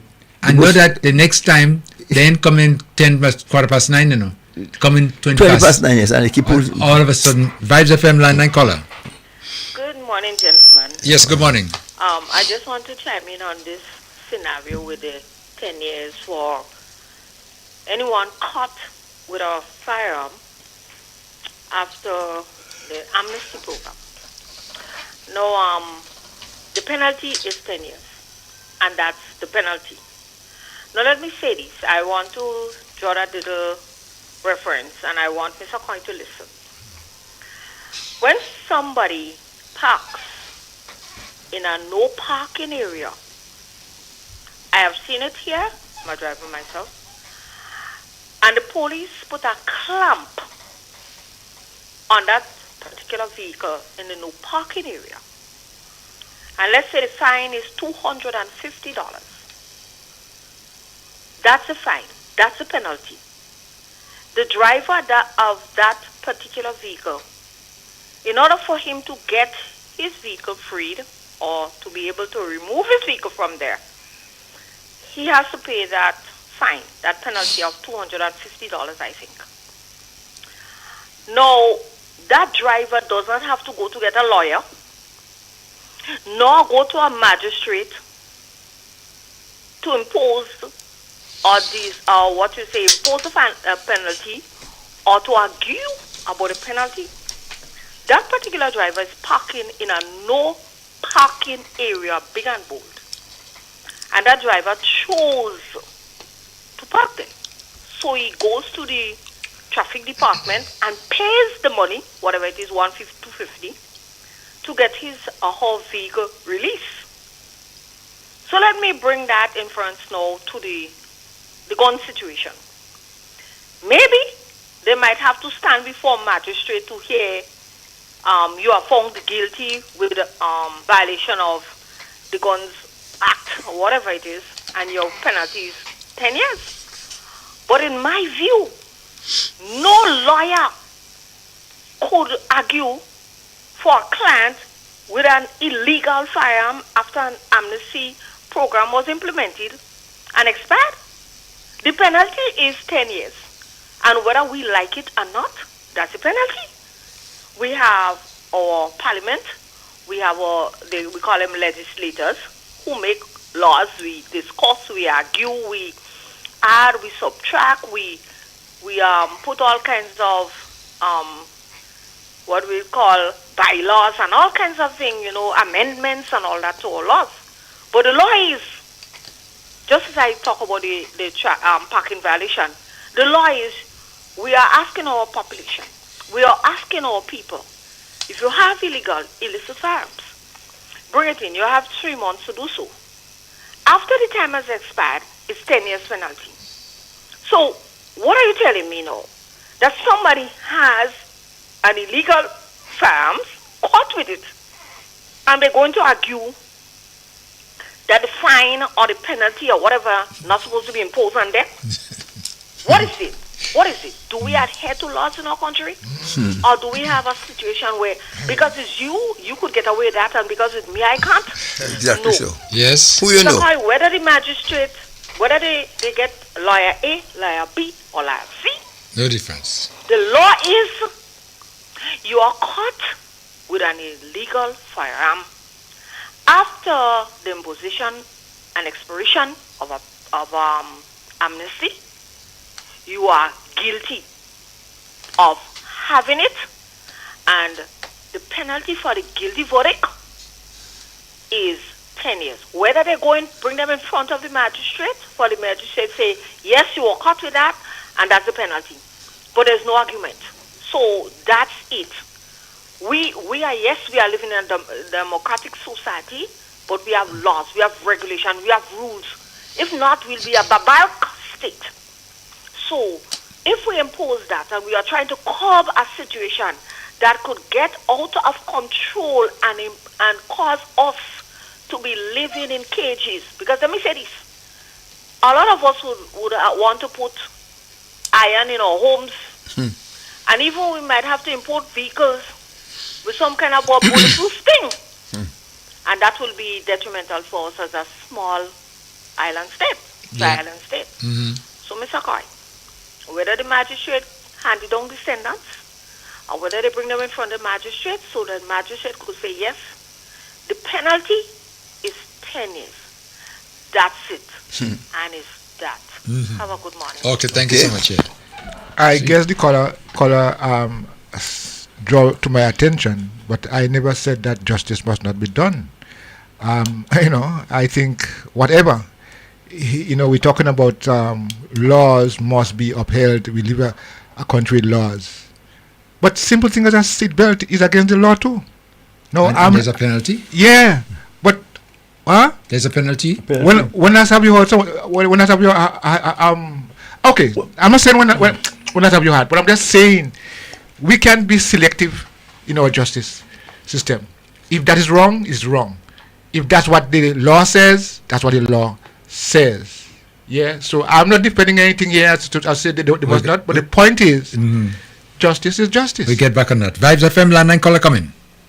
If that's what the law says. Landline caller, yes. Landline caller? Hi, good morning. How are you doing? Okay.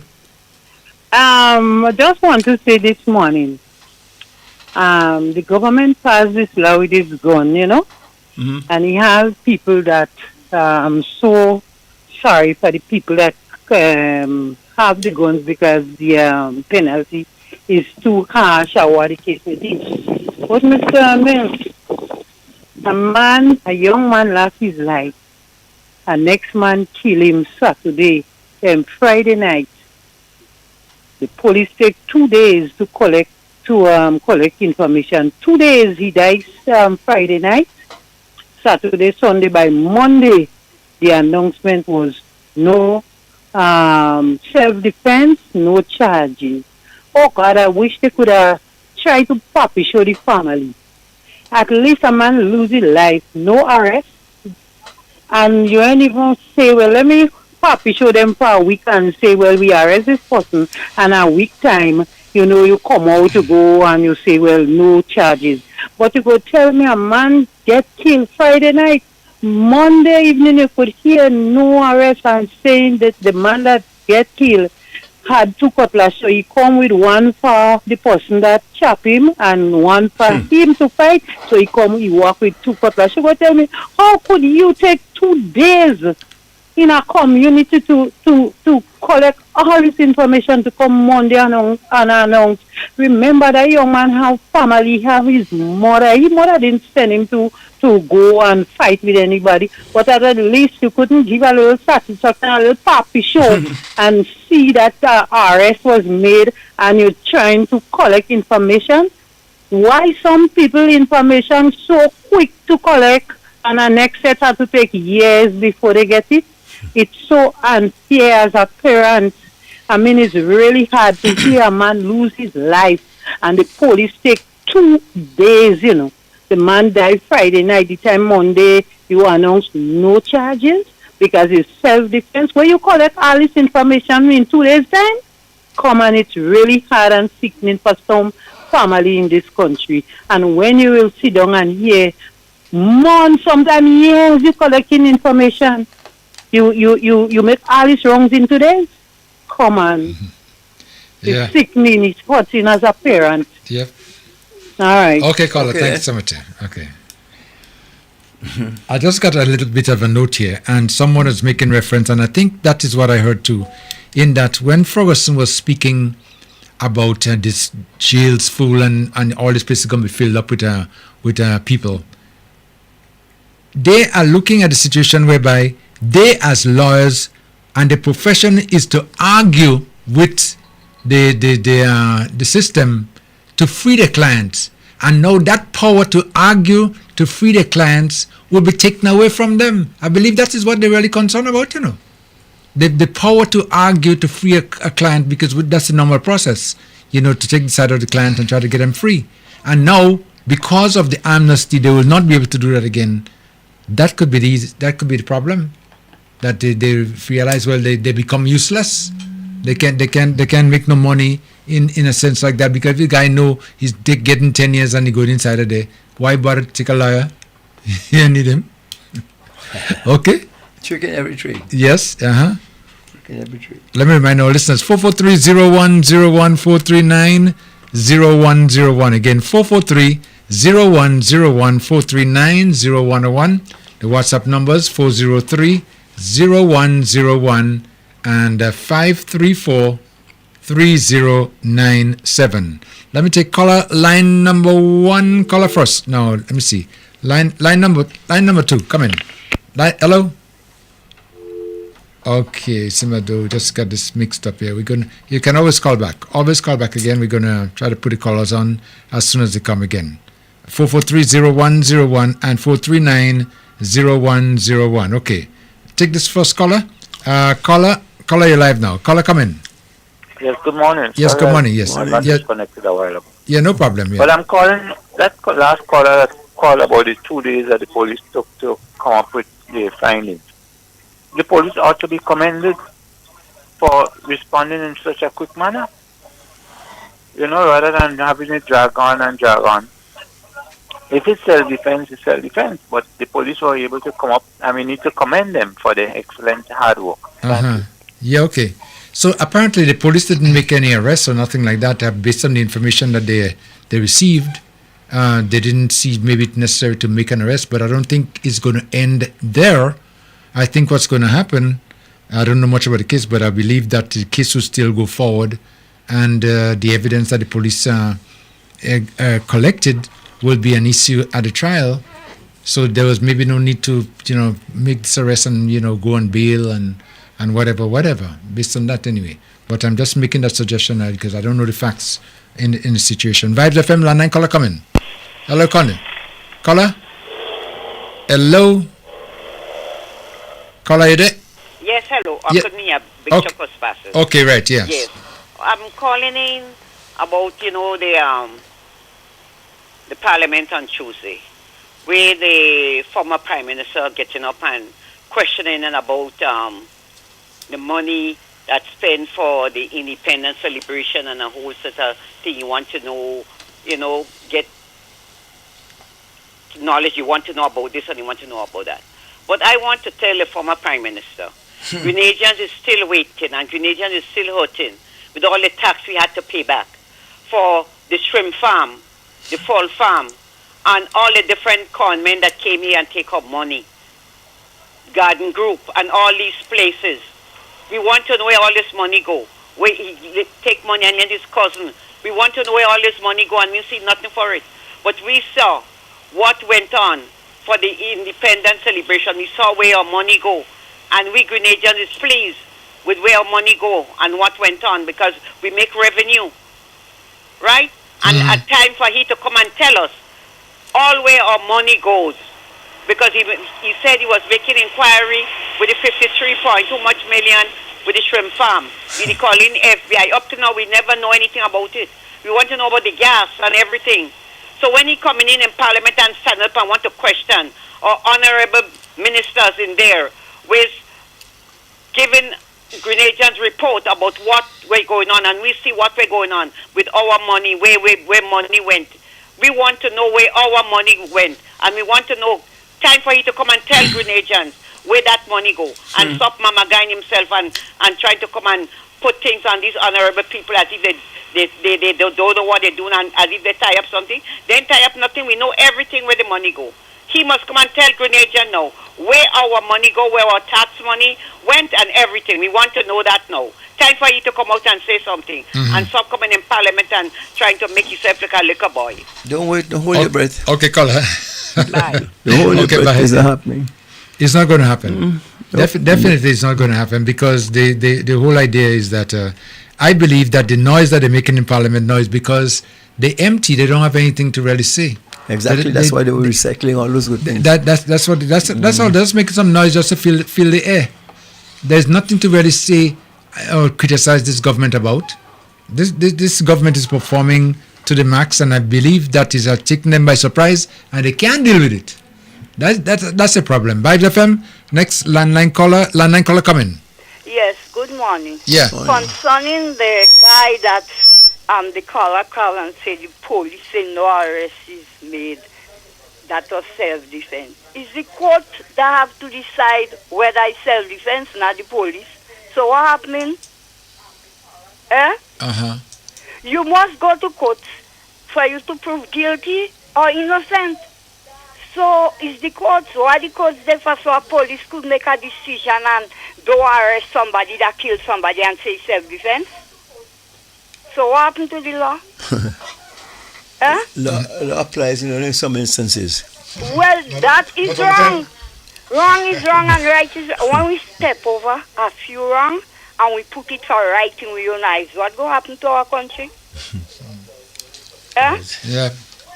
And listen again. The government, the authority can get no situation for what happened with this man and the cow in Carriacou. They can't pound all this cow because where they go get feeding to feed it. And it's the community that have to come together among themselves and negotiate and find a situation so that they could keep the animals beyond bounds. Yeah. So if the community don't come together, who could fix that? Somebody could take care of all that cow in your yard? No way. No way. And the government agriculture can do nothing? Within a dry season and have feeding to pound them, or to, if they put 2 days, who go feed it? Who go pay them? So the situation is the community that have to come together. What happened to our communities? We ain't care about others. We're supposed to love our neighbors ourselves. If we don't want somebody to destroy our property, don't let our animal go and destroy because we don't love them. So if we have love in our community, that the situation will be better. Mr. Kyle, nobody can solve that problem. That's why I said the only problem is the man can take more and he get vexed is to put poison in water, let it dead. If they can hear, let it feel. Drastic situation, take drastic measures. Have a good day. Okay. Thank you. Okay. Thank you. That's the part I don't like. The idea of poisoning animals, I never really condone those kind of practices. But sometimes people... So why is that good? Again? Why? Well, I believe that the best way is to look for an easier solution because the animals, they provide food, I mean, although they're destroying crops too as well, Of but course. Of course. But so but some people take the easy way out for them, and they just put the animals to sleep or whatever. Vibes FM, Landline caller. Landline caller coming. Yes, good morning. Hello, yes. Yeah, I just want to just clarify something in relation to the police self-defense and the police saying self-defense. The persons who make that decision, and the people should understand, is the Director of Public Prosecution, not the police. The Director of Public Prosecution gave the police directives. If you remember about 2-3 months ago, there was a stabbing in prison. And the director of public prosecution said it was self-defense and no charge. So it's not the police. It's the director of public prosecution. You bring the file to the police, to the director of public prosecution, or you have a dialogue with the director of DPP, and he gives directives.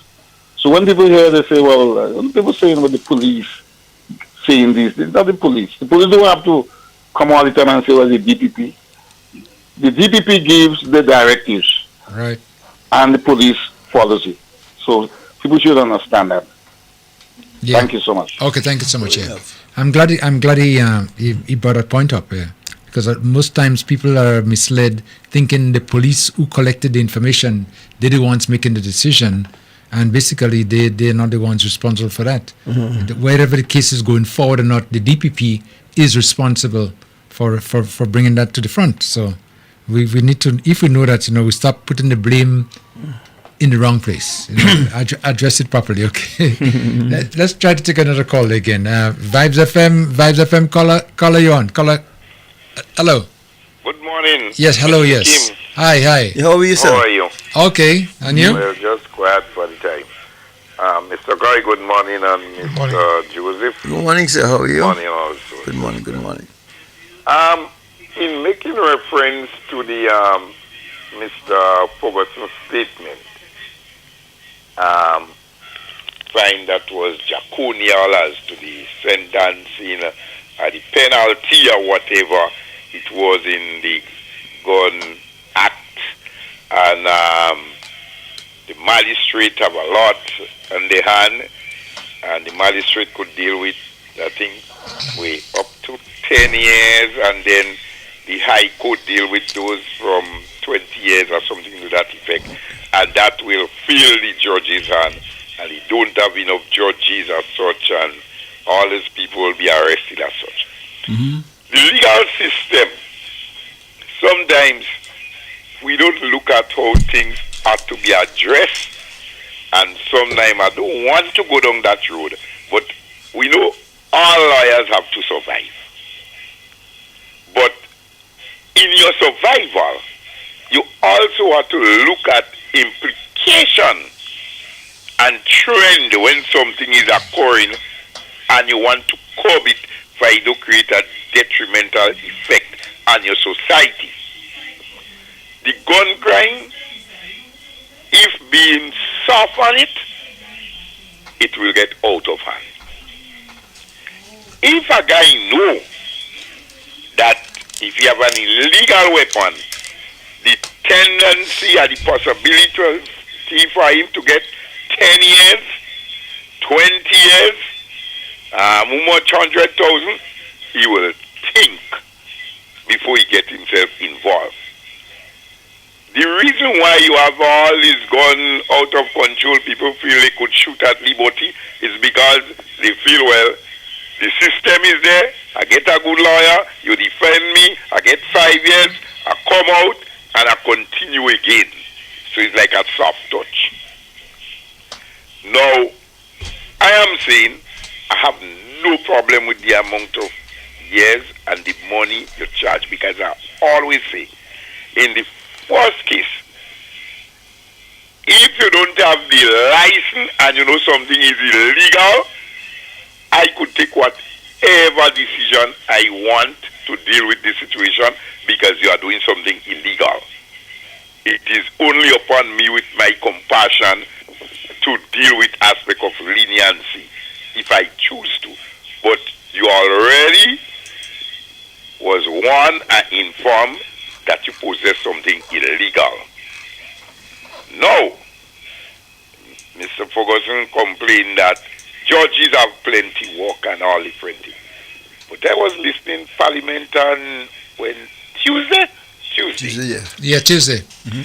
And the Prime Minister tabled a bill that the court system will move into getting transcript electronically done and not writing because the opposition representative from the town of St. George's supported the bill, and he said, yes, that is what does take most of the time, because sometimes the magistrate don't hear clearly. You have to repeat yourself, you have to write over, because the transcript is important in order to defend as such. But when something is done electronically, a case that would have taken 4 hours, it could finish in 10 minutes, because you have it electronically. You can't miss a word. You could go back and listen.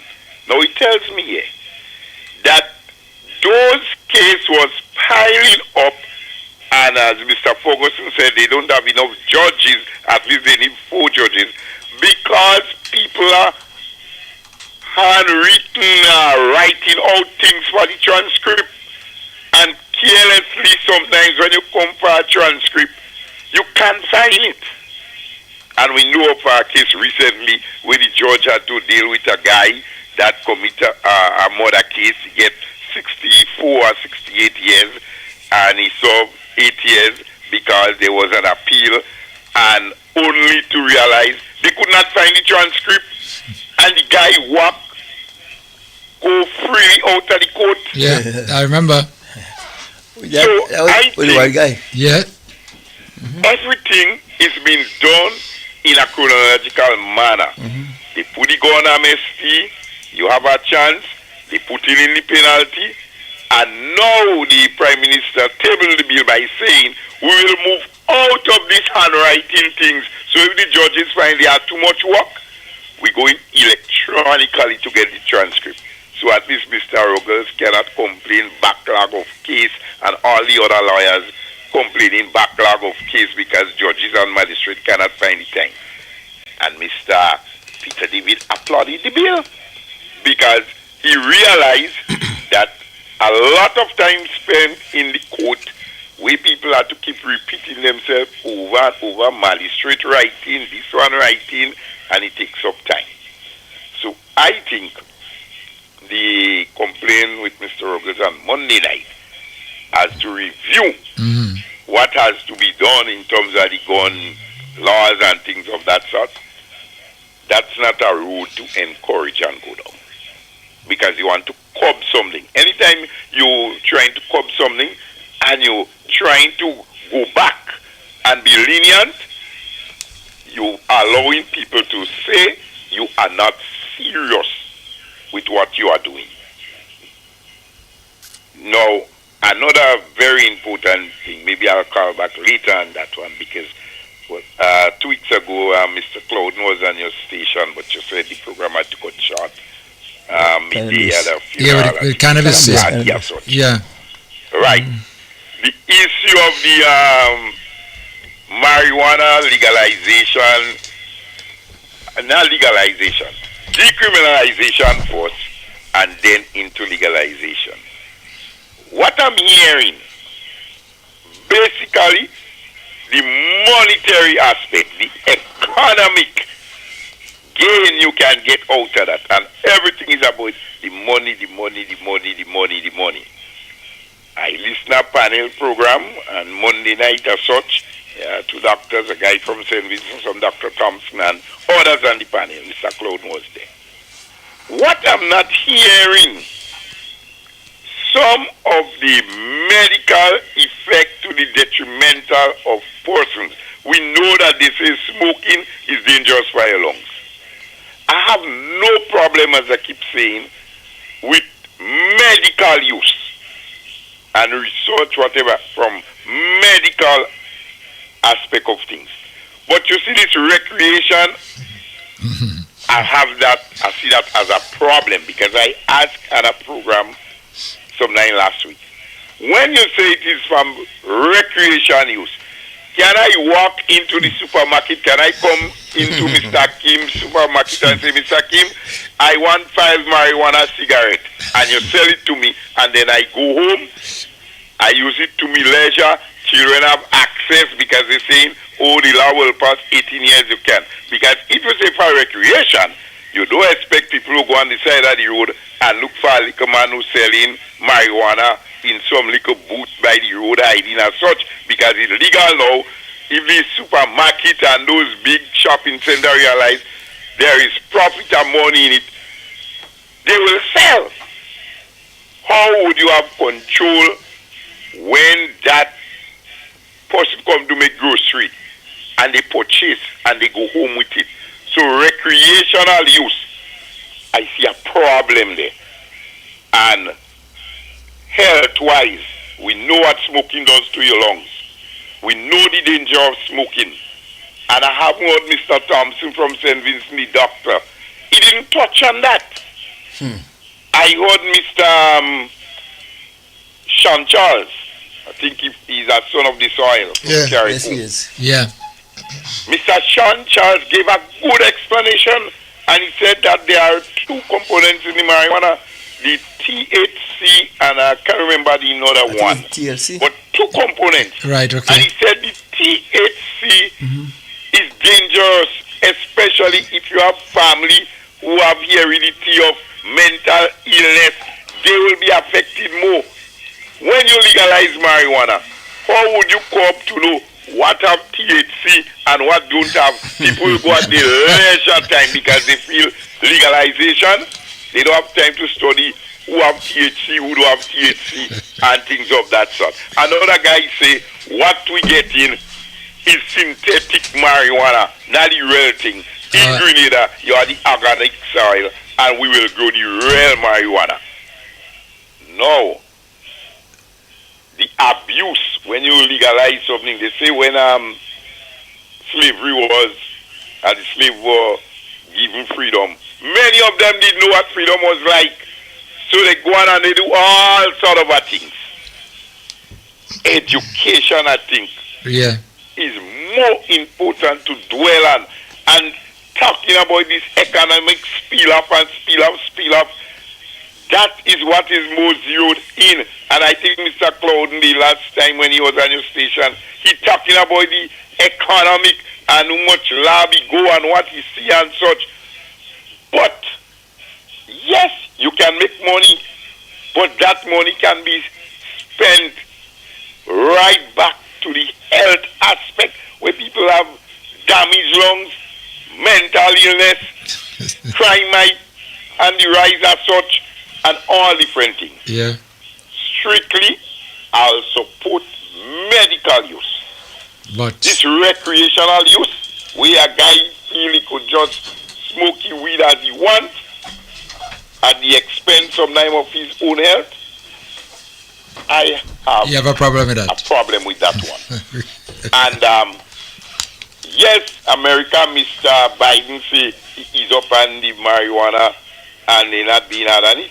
We all know the capitalist system. Where they see money, they go after it. We know that. And then the capitalist system, our economy of scale is very small.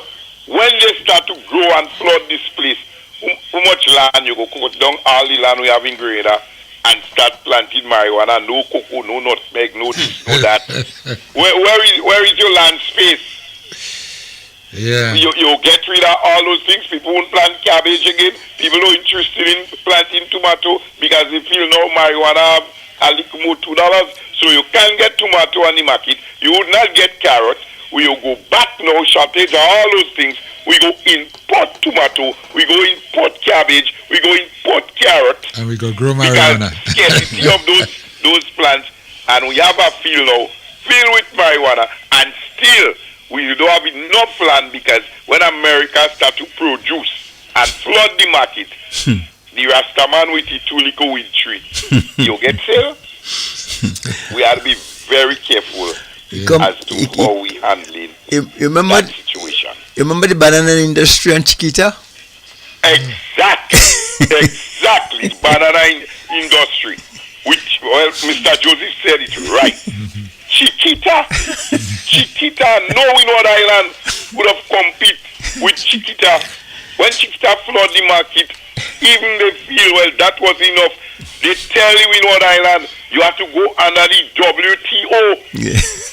One common market to sell all banana. What happened to the banana industry in the other island? They gone through. It come to an end. And as if that wasn't enough, we go over in Israel and we get tissue culture. We put down how much estate, and these banana trees and them couldn't even give you 2 good bunch, and they take moko disease and kill out all the banana system. Whereby the farmers before, they know that when you want banana plant, you take out a healthy plant from the sucker, whatever, right, and you plant, and this banana could up withstanding. In the early times, they say we had the banana spraying plane. Used to patch and spray banana. They accuse the spraying plane for killing out banana because they feel, well, Windward Island had good quality banana. The spraying plane. Who knows? America may introduce a spraying plane, spray all the weed, make them bad quality because they want their own sell. We have to be very careful as to what we're thinking about. Don't watch $2 and say, yes, you have money in it.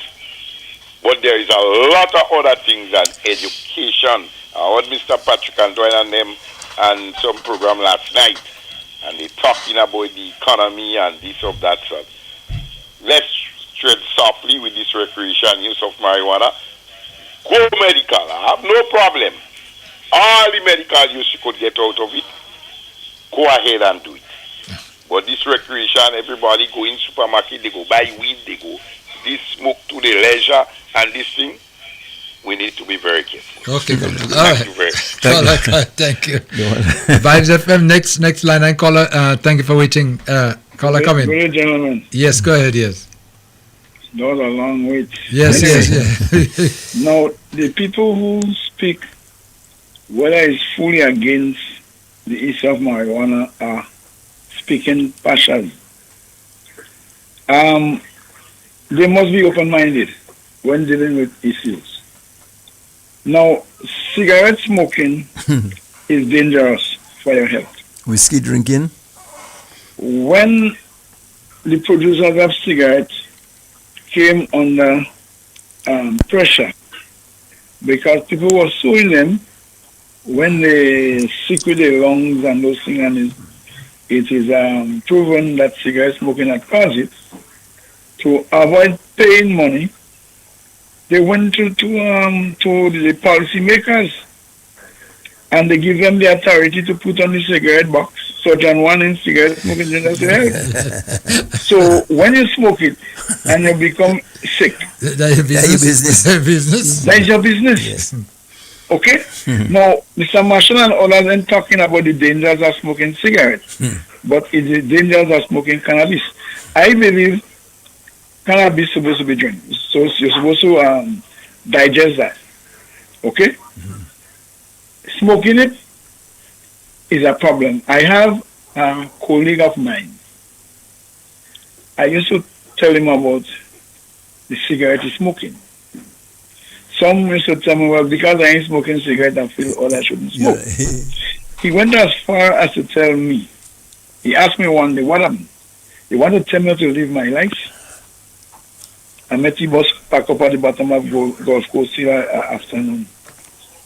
I blow him, no response. I look, I realize the bus lock up. When I was in the terminal, I understand he fell sick while driving the bus.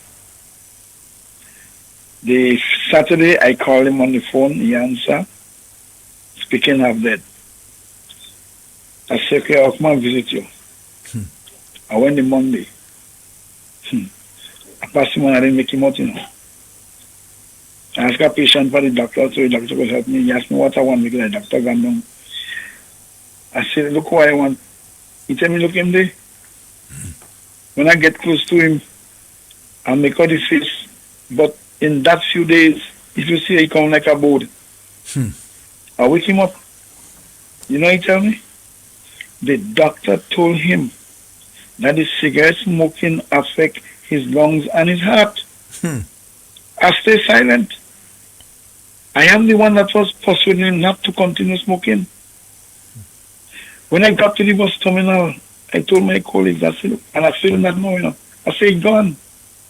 It don't coming back. There's 2 vital organs that is affected.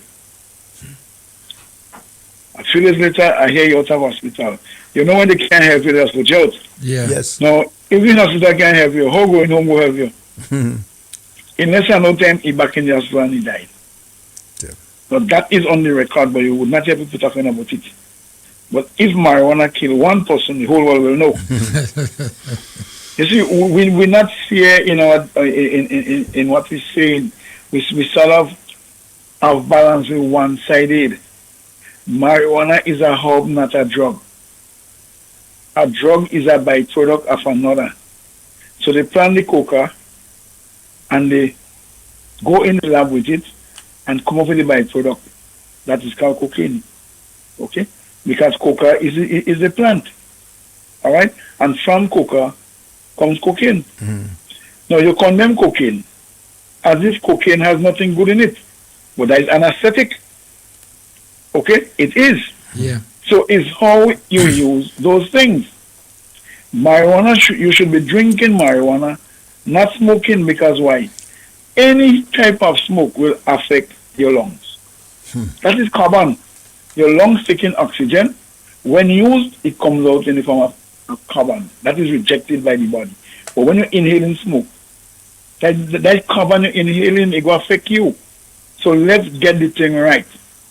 We should be drinking it instead of smoking it. Men tell you, when they drink, they get high. Well, when you drink, you get high too. Okay? But when you drink the marijuana, you don't get high.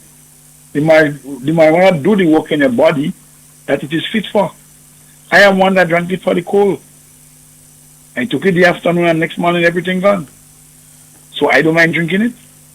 But smoking is bad. Mr. Coy.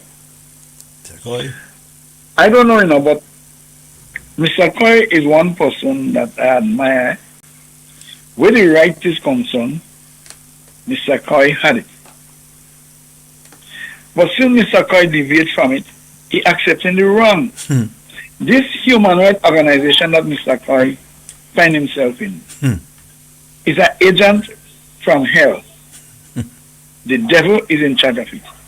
They never tell about human wrong. It's always human rights. What is your rights? When you commit a crime against this state, you lose all your rights. That's what you choose to do. You murder a man deliberately. And Mr. Coy organization is saying you should not execute because he's a human being. So the one you murder is not a human being. You willfully take the man's life. And Mr. Coy know what the word of God say. He that shedded man's blood, by man his blood shall be shed. God gave government, not all of us, it gave government, those in authority, to take such action. So you put your laws in place, and so for committing murder is a death sentence. For Mr. Coyne's organization, repealing that. I remember after 1985, amnesty came down to Grenada, and things changed. Our prisons become hotel and university. Quality. You have to give them the best treatment inside it, best food, free medical, everything. And you can't execute them, but teach them. So you're educating them to be, as a lot of them come out to be more educated criminals. Repeated offenders. Why? You follow amnesty. When a man go to jail under Gary, I remember in those days, as a little boy growing up, big men that used to be in jail, not little boys. And when they come out, some of them doesn't want to go back because they know the treatment inside it. But today they get good treatment, so they'll tell you, they don't fear jail. They went there and they could be there again. I don't fear to kill because, look, you spend a few months, 5 years, and they back out and repeated offenders again. I said when amnesty came in Grenada, crime and violence will increase in the region. 1 year Jamaica almost clocked 3,000 homicides. Trinidad almost clocked 2,000. Look for this year by the month of March, St. Lucia had 30 homicides. Why? The penalty does not match the crime, so these people doesn't have a problem in committing it. And someone who know the truth and refuse to do it shall be beaten by many stripes, So Mr. Coy, you don't get away because you put yourself in the palace of the devil and you're obeying them. two spirits on the earth. One is of God, one is of the devil. One teach you to do the right, the next one teach you to do the wrong. And amnesty can never be correct. Never, because they always fight for morals. The government passed a law, they warn you about the illegal firearms. Because they were bringing grenades as the Wild Wild West. A man does something and the next thing they go do is to pass him out. Now the government give you an amnesty. That is a time where you can bring in your firearm, bring in your ammunition, nobody question you, nobody charge you, nothing. They decide they're going to keep it for purpose. They catch you with it, they tell you the penalty for it is 10 years or 30 years or whatever. No matter what to go to court. The lawyer's going to get vexed because why they wouldn't get money. That's the whole thing about it. But the state is putting the penalty in place. The judges and the magistrate does not make penalties, The state make it, and the judges and magistrate carry it out. Now, I deal with traffic. There are laws. I should not be picking up and dropping off bus stops. If I choose to pick up or drop off outside bus stop and the police catch me, you think I should be vexed with the police for doing that? Or go to Mr. Coy? Huh? No, I willfully violate the law. I tried to help a passenger a few days ago. The sun was very hot. I waited. I saw the distance he had to go from the bus stop. I dropped him off. I checked my mirrors. I saw no police officer. Just from my Glyn's garage to Pandy Junction where the traffic light is, I pull up on the bus stop. I hear a voice, Mr. Cambridge. When I look to my right, I see an inspector in the car. Use the bus stop next time. Well, the bus stop is there for me to use. I have no reason to operate outside of the bus stop. So if I put myself in trouble, what do I have to do? Go and get a lawyer? Stand the consequences. I have to stand the consequence. So if I choose to hold my gun, that is illegal. Knowing what the penalty is, and the police catch up with me, go in court and waste people time to a backlog of cases. These are cases that should not go to court. It should finish Friday. You go and serve your time. Because you know what the law say. Concerning police making decision on crime. When you don't know, you don't know. And sometimes we feel what we know is correct and it is not. Sure. The police is the beginning of the court system. Okay? They are the ones that go out there, do investigation, find sufficient evidence to make an arrest. Or they detain you, question you within 48 hours. If they get sufficient, they start the case. If they don't get sufficient, but they feel you as the culprit, they can release you after 48 hours and take you back in again. Now, all cases does not have to go to the court. There's a prosecutor in the station, a police officer. He's responsible for getting those documents fit and ready to go up to the DPP office before you go to the court. The case could stop, the matter could stop in the police station, and it does at times. It could end before the DPP. At times they will call you and the other person because they realize this matter doesn't have anything in it to go to court, and they address it there. So those who don't know, don't be hard on them. They don't know. If I trouble you and you go to the station and make a report,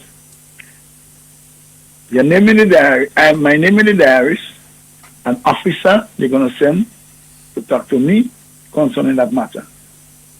If it happened twice or 3 times and you knock me down, when that report gone to the police check with the diary first, And if it be that they have warning in the station where you make your complaint and officers went and talked to the individual. Once blood ends shed, you have a personal matter in the court, you know. You can't bring that before the magistrate. Now, if blood shed, that's a different story. They may send the matter to the court. Surely it wouldn't go too far. Because here is where the individual been warned according to the law. But he or she decide to continue in their way. So everything doesn't have to go to the magistrate court or in front of the judge. The prosecutors have the powers to end it with ID. Thank you very much. Okay, thank you so much, I wonder if caller, you still there or you want to rebut? Nice, caller is gone. Not a rebut. I don't want to rebut anything. I was just going to ask a question because this is a dialogue. Yeah. I don't think we need to give the impression that somebody could come and say anything and just go. It's a dialogue, a discussion. Nobody has to like it or don't like it. But I was going to I know him well, and I wanted to ask him really and truly, what did I say again to deserve all the comments? No, you thought you were a little too liberal. No. You can think. Yes, you can think. I was asking, what did I say? We don't know. Okay, right. So I was asking him. I asking you all. Yeah, no, I was asking him. What did I say? What I gather from this thing is because your position is that so-called democratic and some democracy should be given to criminals that you think that they're not deserving of. And I shouldn't have a No. I'm asking. So I mean, I'm hearing all these comments. So I'm saying I shouldn't have an opinion. No, you just think niceness. You deal niceness with niceness and foolishness. So I shouldn't have an opinion. No.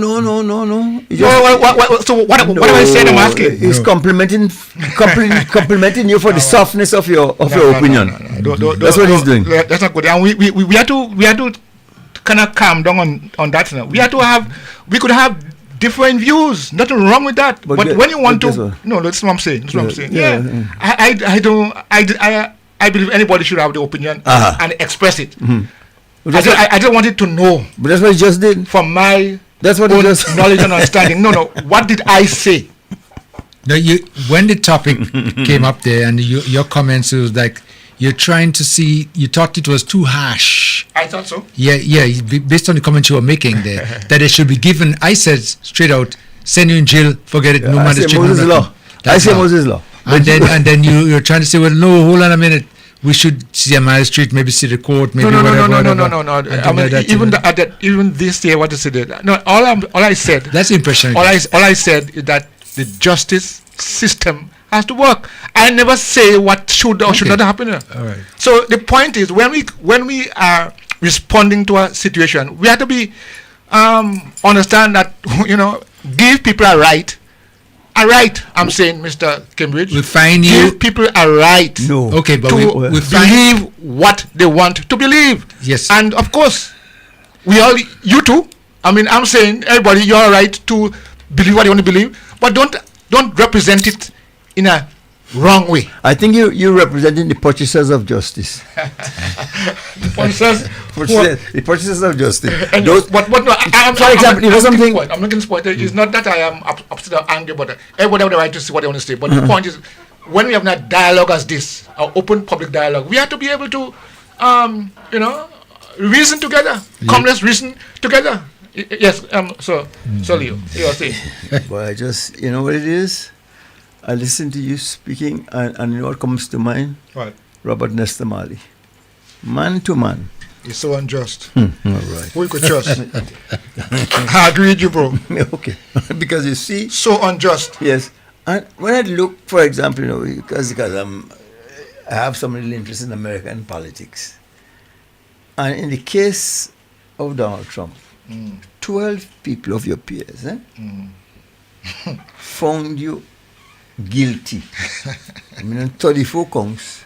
And here are some, most Republicans speaking as though it was, that he was unjustly charged. You believe Trump is guilty? You see, I'm going to say, you have you exhausted all that there is. You come with 15 different defenses. you're wrong. But see, you could trust man as far as they So concerned. unjust, Right. boy. So unjust. Yes. Vibes Where FM. justice? Yes. Caller, come in. Caller. Okay, yeah. I thought he came back. No, okay, no. There's some other callers that were waiting there. Let me see. Yeah. Let me delete the WhatsApp callers first, okay? WhatsApp. Take a WhatsApp caller. All the callers. WhatsApp caller, come in. WhatsApp caller. Yeah, Mr. Kim. Yes, hello. Good morning to the panel. Okay. Good morning. Yeah. Mr. Coy, Mr. Kim, and Uncle Leo. Yes, sir. And everybody listening. I'm saying a pleasant good morning to everyone. Same to you. Same to you. Now, I've been listening to the program for a lot of years. In recent time, the story keep coming across from the defeated force that nothing is happening in Grenada. Nothing. Uh-huh. And I was trying to figure out what nothing really means, because they keep saying this nothing is happening in Grenada. And then I figure it out. You know what they mean when they say nothing is happening in Grenada? It's kudos to the new government, because nothing corrupt is happening within the government. Oh. That's a nothing. Okay. That's the nothing they're talking about. Right. They want something to run with, and they're not getting it. And that's what bothers them. Because even Ray Charles could see that positive things are happening in Grenada. But they can see nothing happening, and is what they're really looking for is not what's happening. And what brings me to that conclusion is when Kem Jones plays some of the recording of the Miss Faith Lynn, which is the night after, or sometime soon after the defeat. They want the road fixed right now. They want pension pay right now. It's when he played that I start to think. I say, okay, the nothingness they're talking about, that didn't happen, is nothing for they get to run with to make the government look bad. No factual, nothing. When I say that, it's like nothing factual with bad happening where they could take and run with it. Anything they start picking up, the stories they're making up. And then he played a tape this morning, and a guy was talking, and he said about 9 in 13 words. He used 13 words, and I think I'm sure come not physically come in one for one, but I listen. If you only if in, is that if he thing bringing out only if. So what I'm saying is, with those if he was saying, is that he is saying he wished that could happen. He is wishing. Wishful thinking. Yeah. Anyway, kudos to the team, the young team, and the way they're taking Grenada forward. That's my 2 cents. Thank you very much. Thank you so much. This caller is just making a point there, and it keeps you with this nothing. And I think maybe this is the way the normal way of governing with all this sort of illegal things that's been going on, and nothing is going on now. That's where the nothing comes. That because if you look at the track record for the last 2 years, we have not heard any scandals or any kind of thing like that. With any kind of investors, investments there or whatever, where government is losing money or nothing of the nature. No, everything is going as should, and the government is performing excellent. But I believe that's a threat to them right now. Well, you must understand that those who lost their stipend will be unhappy. They'll be disgruntled. The things that are not, the few cents that's coming their way, they don't seem to understand that more could be coming to them if things are done differently. And if instead of sitting back home and waiting for the 150, go outside and be part of a program, and you don't get 150, you'll get 550. They have not had the opportunity to see life from that. So because and you see, if people are educated and people are independent, then they vote farm. we'll have famine. The food farm Vibes FM. Let me take a roll on that. Hold on, guys. Landline caller come in. Yes. What this guy just call and say. This is what they say, because they say nothing is happening that they could jump up on and say, because they say they pay the pension and they pay, pay it now, and they see the pension was paid. So they have nothing to come and say. And then the next thing is, with the Education Act, if these people said they had how they had loved the Imani and they loved the young people and the youth, the Prime Minister is trying to make the education system a little easier for the students, that they could say from 5 to 17 years that they should go to school and get a good education, and then to come out and then they could go somewhere and in TAMCC or Nulo and to learn a skill program and whatnot. These people are trying to kick against it and to think about it. And they said they had loved the youth. The former minister of education, she had loved the youth and she wanted to think the youth. And now this government is trying to uplift the youth, that they should come out from school a little later than come out early, that they sit down by the side of the road and have nothing to do and getting themselves in trouble. These people are against of everything that is good that this government is trying to do. So that's why they always say they see nothing that the government is doing, because we're doing too much. So they can't get nothing to say, well, okay, they say they have paid the pension, and look, they say they pay the pension, and look, they say this and look that. Everything is intact. So that's why they say, my good friend, I know him very well, that's why they come in and say, nothing is done. So let them continue, but they're trying to see if they could ride on this young children back to get back on top. But they go stay right down in the bottom of the sea. They ain't coming up at all, because they're not going back there. Yeah. No way for them. No way, Jose. Okay. All right. Okay, thank you so much. Yeah, but this caller just mentioned about the Education Act, that had been debated too, And I was surprised to see that the opposition are against the ideas. I really can't understand. I was taken aback, if I must say that, when I read a report. Of course, I looked through the report and I realized it doesn't have any substance, really. When the Prime Minister, the former Prime Minister was, or rather the leader of the opposition, right, yeah. right. Mm-hmm. Yes, was quoted as saying that he doesn't see anything. The government hasn't given any genuine reason for the extension up to 17 years. And I smile because I note that the article is saying that any genuine reason, they give a reason. But it's not obviously, yes. Yeah, but you're genuine. Yes. In his view. And that was the lead part of the story. He questioning whether a genuine reason was given. Of course, the fact that he's saying that, he admits that a reason was given. And the former Minister of Education also weighed in on that. And I'm saying to myself, they really don't have what they want. They don't have it, because they're just looking for mischief. I mean, if you're saying to increase the ages up to make the age of, allow children to stay longer in school so that they can build up themselves and so on, and you are saying all what happened in Parliament and all what they explained, you're saying that there was no genuine reason?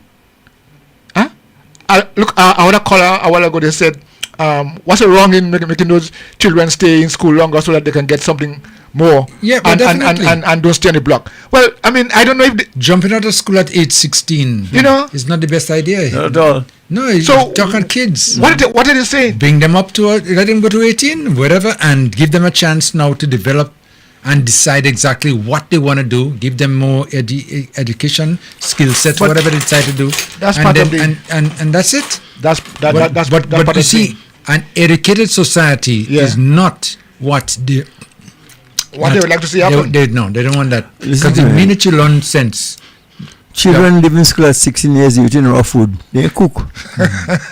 They cook. They must go. So much that you could, in this day and age in particular, and especially nowadays, they're doing about 30 subjects. They go getting 16 passes. How much time and effort could you put into your education to really make you somebody of substance? Yeah. No, I mean, it's really sad. My guy said, 70% of what you learn in school, you're not using it for whatever area or career you have. Yeah.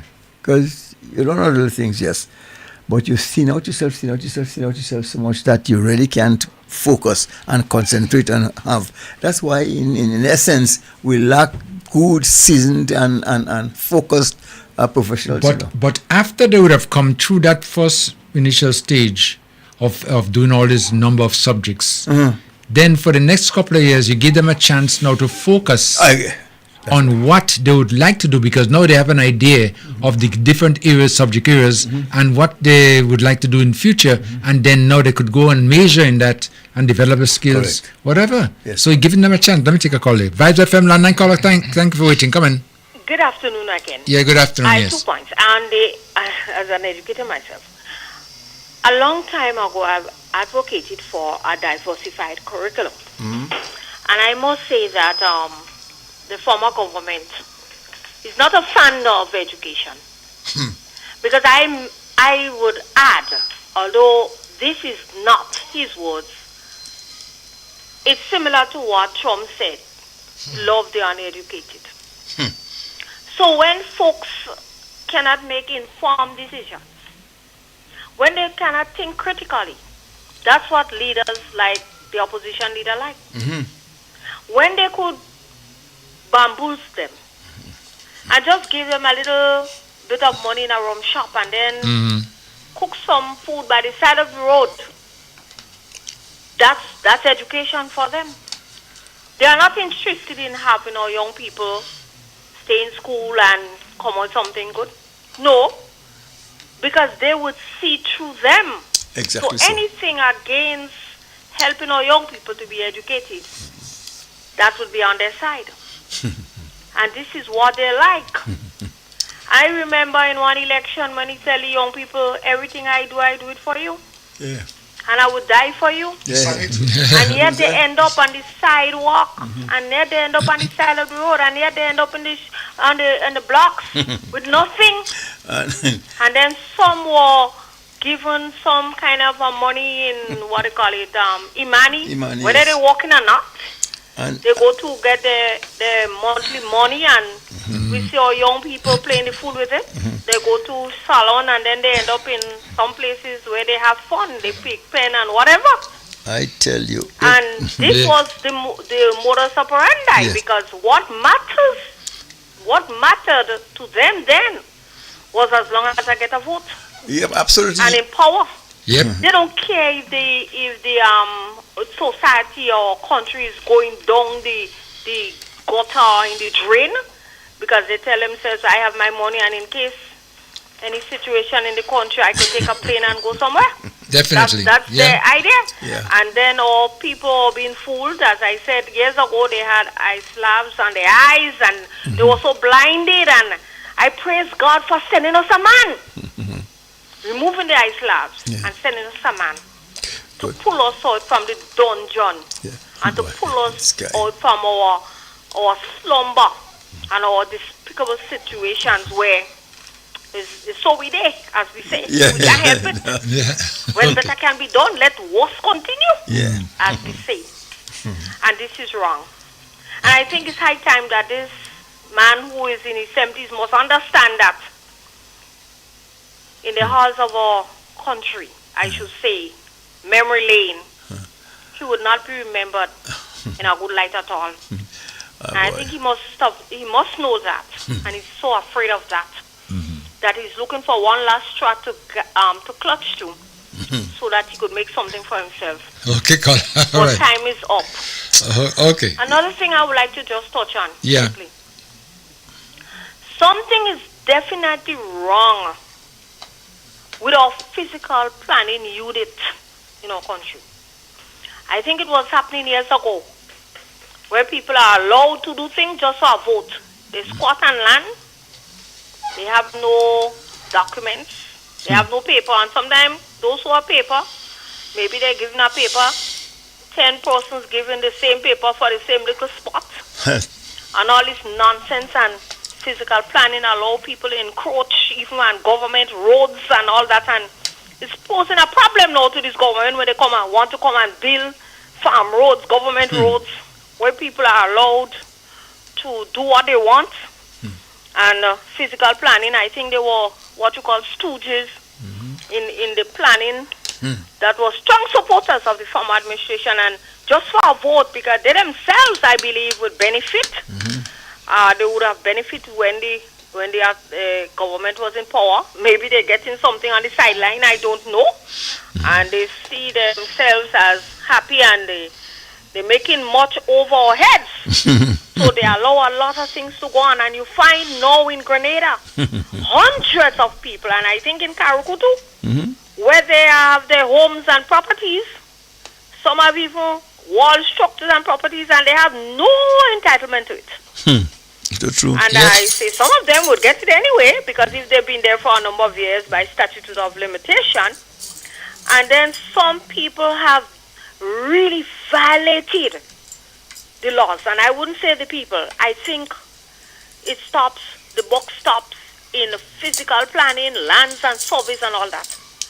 That's the problem, where even people are allowed to take certain land set aside for sanctuary or agricultural purposes, or what you call where the fishes go to spawn and all that, and are used for foolishness, commercial work, and to destroy even the ecosystem of our country. Well, and now this government is trying to put things in place. And even some of the government surveyors and all that, just for some gain, I don't know, monetary or whatever could be, that allow nonsense to go on in Karuku, Pitimatic and Grenada. And now we face that dilemma, what we do.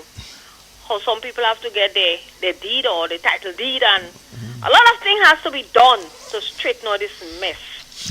And I lay the blame at the feet of the area or the department called physical planning, lands and surveys and all that.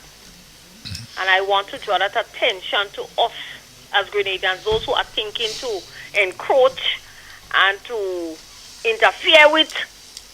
I think this is illegal, especially those who like to interfere with roads. I heard one time years ago, an individual say that it's a road, but people wouldn't go up there, they wouldn't pass there again, only to discover that people have their properties there and they have their places built.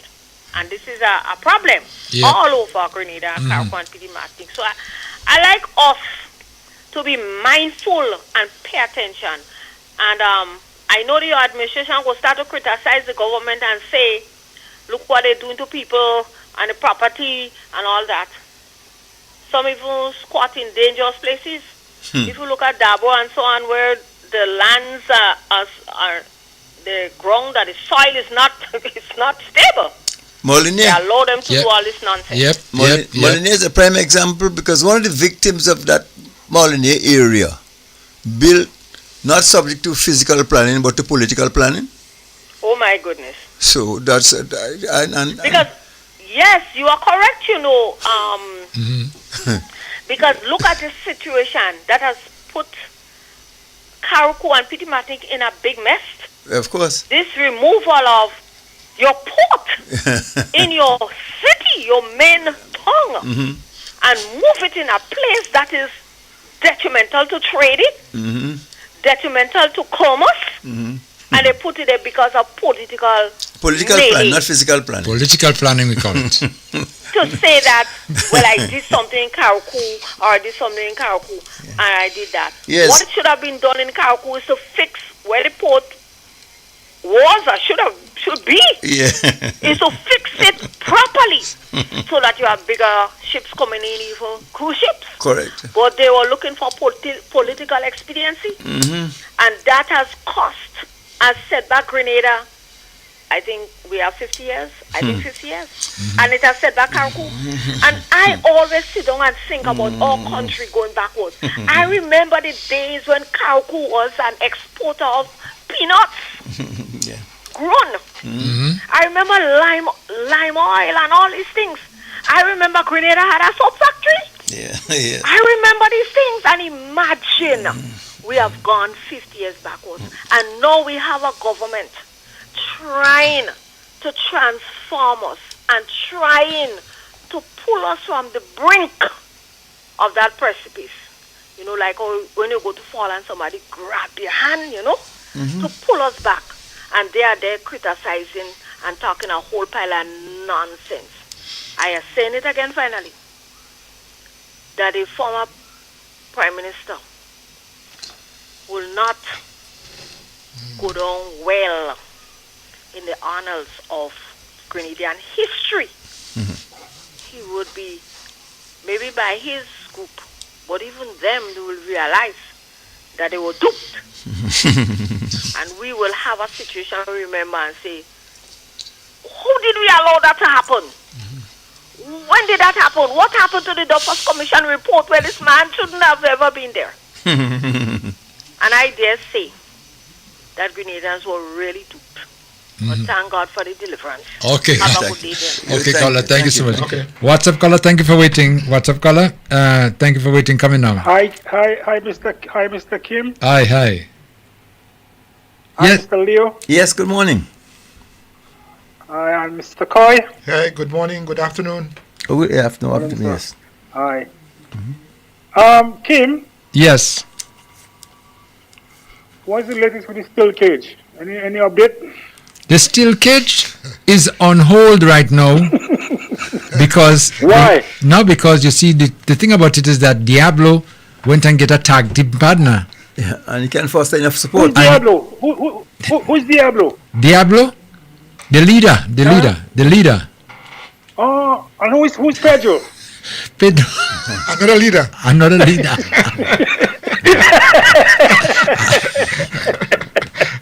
Pedro is another Leo. Diablo is another. Yes. And then the hands right now they're in the hands of Faith. Boy. Oh, who's Faith? Yes. You what lawyer question you asking? Play disclaimer. Is Faith is a money? Is a money or coin? Faith is a belief. No, faith. What faith did she took all the charity and left us in hope? Okay. Hope City? No, around there. Left us with some hope of getting something Around done. there. And this, wow, we. Yeah. Yeah. But the fight goes on, you know. And I'm telling you, I mean, really? Right now. And I don't know if you've been following the news lately, but they have now. There was a news release about a week or two ago, whereby some fractions of the former administration are looking to take the leader of the opposition to court for holding them hostage for not staging a convention.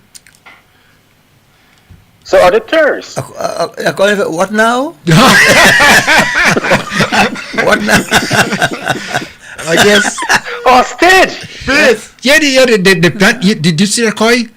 Faith. They're planning. As a matter of fact, well, it was in the newspaper, you know, that it was been discussed among them that they should take the leader of the opposition to court for not staging the convention, for not allowing them to have a convention. To exercise the democratic right? Right. Oh, man. According to Leo, what? Yes. Kim? Yeah. So which one coming first? The steel cage or the convention or the high court? Well, no. The stage would be the final one. The stage would be final. So if the story is true, then they go to court, but I don't think they could do that anyway. That's within the constitution. It doesn't allow them to do that. But it's so ridiculous to be making a statement of the nature, because the executive of the party is responsible for staging a convention. So how he could go and take the leader of the opposition to court for not holding the convention? You holding them hostage. You see, and go ahead, caller. Yeah. But Kim? Yeah. But some people will go under the bus now then. Well, apparently. No. There have been a lot of them under the bus already. They're under the bus already. No, but one of the things that I'm thinking, though, as part of the transformation, And this morning when you asked me for 3 things, I think I'd given you 2 on Yes, somewhere you got yes, mixed up yes, with yes, the other yes. one. You see, people who perpetrate those kind of injustices on the state and people of the state should be held accountable for it. And I could be forgiven, but not that much forgiving. And good point. I still trying to figure out what was is necessary to do what was done to Carriacou with the sport deal, you know. I mean, that to me. But Mr. Leo, Yes, sir. would you forgive him for the port? Not at all. And then after So you're going to put it on your head? No, forget it on the head. The trouble is when after they perpetrated this injustice, then he put on Brian Adams. Anything I'll do for you, and he close your eyes and he shaking your head. You remember? I'll do it for you. Yes, close your eyes, man, like you're saying, he grace me for meals. This fella. Kim? Yes. One more thing. Yeah. I know he's a good friend, and that's also Leo a good friend. When and how can we get him in a neutral station to do a live debate with the Prime Minister of Grenada? I don't. Also the leader of the opposition? No, you don't do that. No. It's better than that. No. But if they ask me to run for 48 Kibrani, I ain't going. I'm not going. No, I mean, even also, like a neutral journalist asking up your question, is that possible? Who? What? No. Nope. What's the question? A journalist from a neutral. Watch. No. Hold on. You don't make a difference whether you're neutral or you're not neutral. Hold on a minute. There's a fear in facing the truth and facing progress as it's taking place right now. There's a fear, a natural fear. You wouldn't do that. You wouldn't see Zuti and go jump inside of it. No. First and then we come you. The Prime Minister is here to give you a sort of state of the state message, and you ask them how he pants tight. So you get why is that? Must be a question. And Kim, also, you said you'll get Mr. Cox on the program. When does that happen? I don't know, because let me tell you something. Once you see you drink the bush tea, that is it, You're not like the old people say. You're not good again. But the caller, the question, last question, yes, the last question that you asked there, when you will get Mr. Cox on? Yeah, because a few weeks ago, Kim said he was right. Yes. Efforts have been made, but you see, take a cue from what happened last Tuesday. No, it was advertised on GBN and on their platform. I mean the NNP, that Mr. Cox is going to be the Senator Cox is going to be the guest on GBN. Every Tuesday. Yes. And up to now, he hasn't shown up. I don't think I've. Tuesday gone or Tuesday before? Before. Tuesday, but Bola was on last week, eh? No, but listen, he was scheduled, and he did not show up. Okay. And up to now, we don't. Well, I mean, I'm part of the audience, so I mean, I say we haven't heard any reason why. Yes. And so on.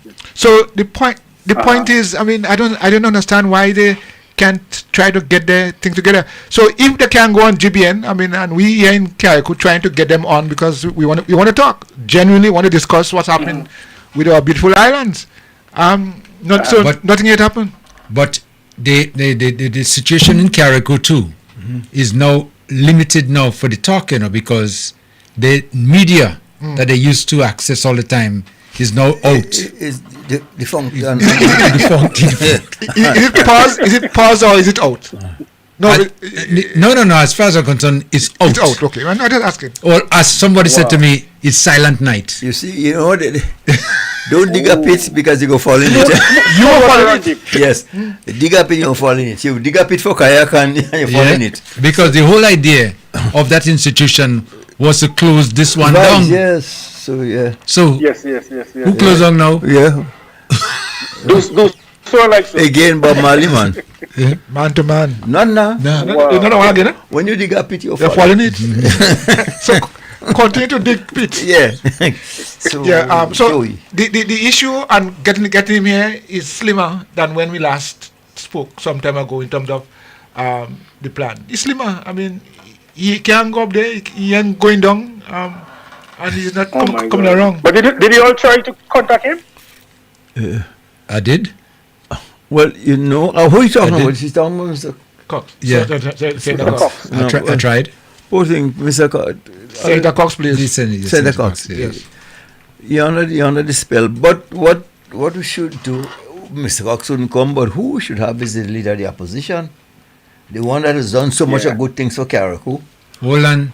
The last time in the camping, I tell you, in Leicester, he jumped on the stage and he say, I thought I had a friend in Carriacou. Who just came?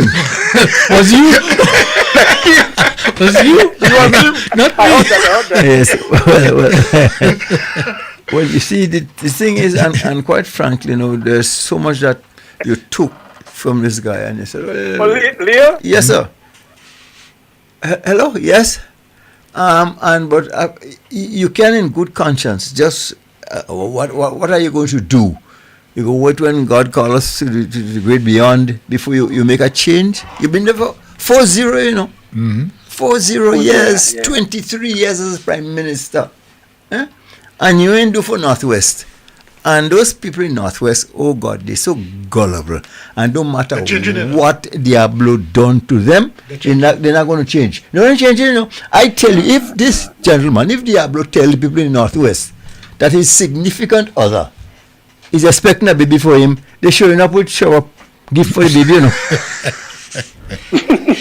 What's the guy in Guyana again? Jim Jones? Jim Jones. Yeah. Jim Jones. Make them drink arsenic. That's them. Yeah. But also, did you hear Sheldon Scott last night? Who? Sheldon Scott. Did you hear him last night? Well, that one, there's not just no telephone creditor done. Keep it up. He said, and this issue they credit for the pension period. Yes. Yeah, and I understand. It just blowing some smoke there. You don't know what. Like I always say, you know, I forgive him for what he's doing, you know. You because do? because he's not doing it genuinely. He's just been directed to do it. No. In his case, he was being supported, so he was getting a nice change, you know. Oh, so I believe. So he paying it. I believe it's getting a nice so he paying. change. Okay. All right. Okay. And now they have Brenda who trying to grow afro. So Leo, be careful what you say. Be careful what you say. What you want from me? What you want How from could me? you say this? Okay, Kim. All right, caller. Thank you so much. How could I say what? How could you say And this? also, what about the student? Yeah. Yes, leave room for the student. The student. Keep the student, I know. Now the student is what happened to him though? I don't know. On holidays? He's rolling it. You open China one. In June? Are they in June? But no, he catching Tululu. Getting ready to and the mango season, man. Yeah, mango season. Yeah. Climbing trees. Go ahead, when you call, you find out. We will find out when you come back. Caller, thank you. Okay then. Okay, let me take another landline caller. Is there? Hello. Yes, Mr. Kim. I've been holding on for the little while. Sorry about that. Never mind. Okay. I didn't really complete as I would like to the last time I called because I was taking in the parliament session. Okay. So I had to kind of multitask. Yes. Okay. Now share your both time. areas. Yeah. I took in the parliament session, especially dealing with the bill and the education aspect, which I think that's a very good bill, but some people getting carried away when they state the age group after 16 you could be in the education system. What some people getting carried away with, after 16 you could be in the secondary school, but I think it was cleared up. You're not actually must be in the secondary school, but you're in the education system. Right. Whether you're in college, whether you're in CC, whether you're whatever. some other thing, Yeah. you're in the education system up to 18. Right. Which I think that is very good. In Carriacou, I know I heard you made mention of it. I heard the minister said they had allocate some land somewhere for some boat building aspect, training and teaching people as such. In Windward, yeah. In Windward, right? Yeah. Now, you know, boat building originally, that's the skill of many people in Carrico. The tradition dying out. Age people who used to build boat, maybe you can even find a good 5 or 6 if you have that well, you have plenty. Now here you're telling me a young guy, 16 years, me finish Bishop College Hillsborough.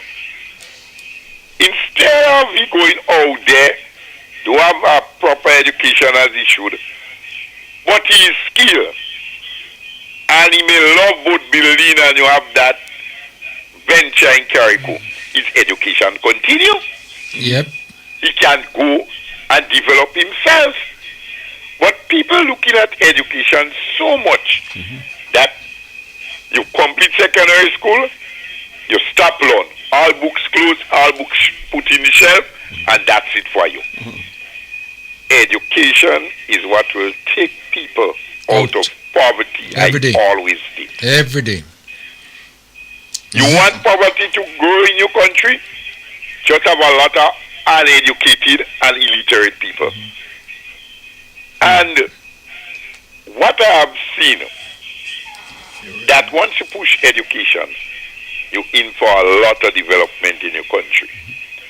The another aspect of things, what I think we have a whole issue now where the opposition fighting to get a leader and such and things of that sort and all kind of commotion, convention can help.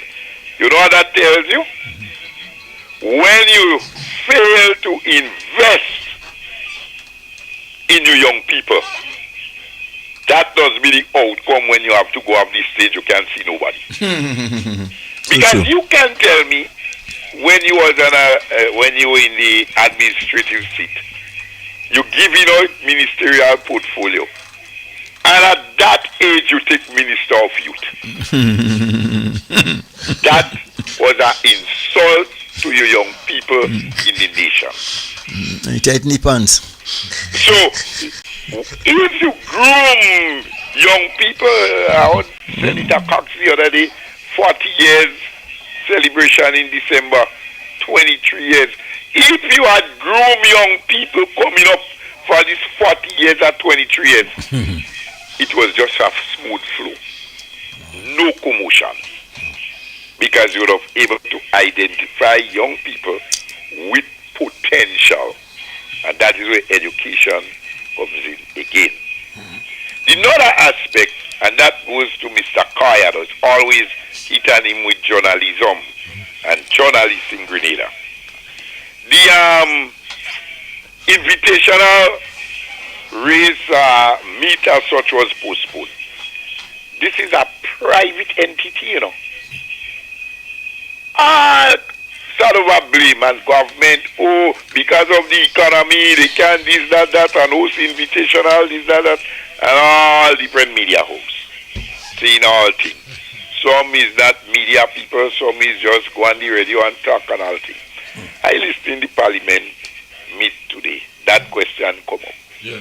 And the senator says, government offered $350,000 to assist in the invitational meet. Lo and behold, the organizer, some Mr. Mitchell, Dexter Mitchell as such, just call it off. And nobody, not a press go to him. Nobody find out.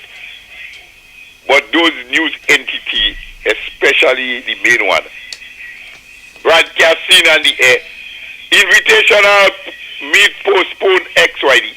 I know as a journalist, first you have what you call investigative journalism. You something fail, you know what the organizer, you go to them and you find out. You don't speculate. You know, last night in the newscast, and that is to show how I'm not afraid to say it, how GBN come. GBN going to ride along and take out piece of news. We ride along interviewing Mr. Andy Williams and the invitational meet. And GBN say they get from ride along and making that part of the newscast heading. What's called sourcing. You, as a main entity, bringing news, you go and you investigate. You don't just wait on a man and that's it, right along doing his thing. But you telling me now you go in and pick out piece of news from right along a wayside thing and you making that part of your news heading caption. If you go to those big news entities like BBC and although BBC does have the biasness, but you don't find this kind of a watered down thing. They do research before they come forward with any piece of news. And that's why I was always touch on Mr. Kai with that as to journalism. And I want to ask a question. I know it does be around the parliamentary aspect of the laws of Grenada. If someone, what you may say in local terms, I don't really want to say it, but sometimes so we call them. See. Imbecile, incapacitated, can't think straight, and this. We call them should you go and take them and bring in a polling booth for it to vote? What does the law say on that? So caller, I did not just get the flow of the question. Could you just ask it again, please? What I'm saying, if someone, based on the laws in voting and things of that sort, if someone is what you may say an imbecile, incapacitated. No. In local parlance, fungu. Taku. Yes. Right. The right hand from the left and those kind of things of the. You know what I'm talking about. Yes. Should you have somebody in a voting station voting? I have seen in the last election some people that you consider to be imbecile. They're bringing them in voting station to vote. What does the law say about that, Mr. Kai, as to people that's supposed to vote? I'm not checking on if you have a disability, but you have your sense. You could vote. The law provides for you. But we're talking about those who are calling imbecile and things of that sort. Mentally challenged. Yeah, but hold on, caller. Let me say this quickly, as you just mentioned that, I saw back in 2003 those vagrants that were roaming the streets of Hillsborough. Yeah. You guys must have known about that. Oh, you mean they were detained overnight? They rung them up the night, detained them, brought them down in a house, hide them there for the night, feed them for the night, show them how to vote. 6 o'clock in the morning, they had people online there waiting because the imbecile get online. They have patience too, Anyway, they brought them there, teach them how to vote for the party. And the sad thing about it is that there was a group of about 6 to 7 of them, that they did that too. And the election results was determined on 6 votes that year. But so it was those 6 imbeciles. That's when Mr. Prime is yes. And just imagine 6 imbeciles. But no, I disagree. They're not imbeciles. But you know that those are guys who will not normally vote. Right. They will not vote because they are savvy as anybody else. But when come daytime, they're leaving the rum to drink to go in polling station. They go and drink the rum, they're not voting. So they were promised something and they were detained and taken to the station, voting station first thing in the morning. So they're imbecile. People are sauce against us. Sauce is smarter than I am. Okay. Yeah. All right. Okay. Yeah, not imbecile. I retract that. Yeah. I retract that statement. Okay. They were not imbeciles. I'm not talking about those who might be in rum shop and they don't know it's Sunday, Paul, and Monday. Precisely. I'm talking about in local terms, as I said. Imbecile, or you want to call them. Right, okay. And you bringing them in the station, voting station, and making them vote. What does the law say about that? These people are described as very stupid or foolish. That's by definition. Yes, these people are described as that. And there are qualifications, for people to vote. I don't have all the facts in front of me right now. That is what I'm asking. Yes, I know. There are qualifications, and as age 18. No, I'm talking about age. Of course, yes. I mean, you have to reach a certain age, but in terms of your state of mind, Well, who is the doctor? Who's going to which doctor won't tell you? What? What the man state of mind is? The man is old enough and he show up to I don't care if he don't he can read, but he going on for he's 18. You can't stop. You can't tell him he can't read. You'll give him an exam before you get in the box. He's 18 years old. All you have to do have my ID and I'm 18 but years old. I think there is a lot towards that. There is. I'll look it up. Look it up as to when is somebody having the right state of mind as such. Well, it will have to be somebody. If a man is strongly under the influence of alcohol, that is why one of the laws says on election day you're not supposed to be selling alcohol close to a polling booth or something of that sort. 100 yards. Within 100 yards. Yeah, but because a man under the strong influence of alcohol, I think, subject to correction, he's not supposed to be allowed to go in a polling booth and vote, Well, that makes sense. Because his state of mind. Yeah, because. But like I'm going back on this again, and it bothered me back then. 6 of them made a decision who should be the next government in the state of Grenada. 6 of them. Yeah. Just imagine that. Sauce, Sibo. Selwyn. Yes, I remember Selwyn, when Mr. Prime had lost by 6 votes in Carriacou. They made the decision who should govern the country. Imagine that. Well. And know that, you know what happened there too? Hold on. The organizers, those who apprehended them the night before, right, and locked them up there, feed them and brought them out to vote, whatever the case might be, was celebrating. You see, it's a lucky thing we do it. Look. They celebrate. They celebrate a victory. Let me wait matter with you. Yeah. There was one guy, the latest though, showed up to vote and said, you can't vote. Why? You did. I said, how are that? Say you're drunk. I can't say why. How he drunk. His response to how he drunk. You have to leave that. That ain't good for the air. Okay. You're drunk. But that actually happened in last year. Yeah. Yes, showed up to I vote. would like You can't vote Mr. because you're Croy drunk. to do some research and see what qualifies. I'll do that. In together with the parliamentary officers to what qualifies somebody to go in and vote, because that's what I see already. A gentleman, you have right here, the imbecile, but he was brought in the voting station, a police station, to what? You know, caller, thinking about it, your state of mind determines how you respond to trials and justice and so on. And so if somebody is declared an imbecile, because that's a title, you know, you would treat that person differently. Yeah, so I'm just saying here that this state, when somebody is in this state, there are some restrictions and in fact not just restrictions but for their own protection. Yeah, because they might not know how to respond and how to react in normal situations.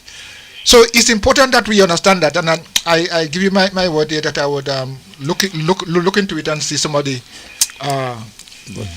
some of the reasons why I know. All right. Okay. Well, caller. Last yeah. point I want to raise. Well, this one might be to Mr. Joseph, because already mentioned that he went to PBC, things of that sort. I don't know if he's in the science field. I'm not certain about that. But listening to him gets as much. He has a lot of knowledge around that area. Usually listening in different aspects of things. Brazil use corn oil as a means for fuel, for engine oil or something of that sort, where they use corn oil and things of that sort. Yeah. I know a gentleman, he was a mechanic, he died now. He used to go and collect all the oil from the fried chicken pot in some restaurants, and he used to use it as an engine oil. the oil what they frying chicken with, residue, and use it as engine oil and the vehicle working smooth. My take about it is that we have nutmeg here. All years we selling nutmeg wholesale. Remember once we had a nutmeg oil plant in St. Patrick's that closed down. I have never heard, and that is why I always hold GCNA to some blame. They didn't spend time in doing more research. I have never heard that GCNA look at the possibility, instead of we inputting all this oil and we talk about climate change, can nutmeg oil be used in any form of an engine oil, lubricant, such of that sort? I don't know if Mr. Joseph have any aspect from... Well, no, I must admit that I did do a bit of chemistry at PBC, but it's not advanced enough to to deal with the issue that you're alluding to. I know in Brazil they use a lot of the greenery for fuel. I mean, like gasoline. But as far as the other oils with different viscosity, I can't speak to that. I don't know. Okay. All right. Thank you very much. Okay. Very welcome. Okay. Let me see. Line caller. Next line caller coming. Hi. Good morning. Good evening, Kim. Yes. Okay. Good evening. Yes. Good afternoon. How are you? Okay. Sorry I couldn't make it. The logistics couldn't get me back to Carrick on time. Okay. For the show. Yeah.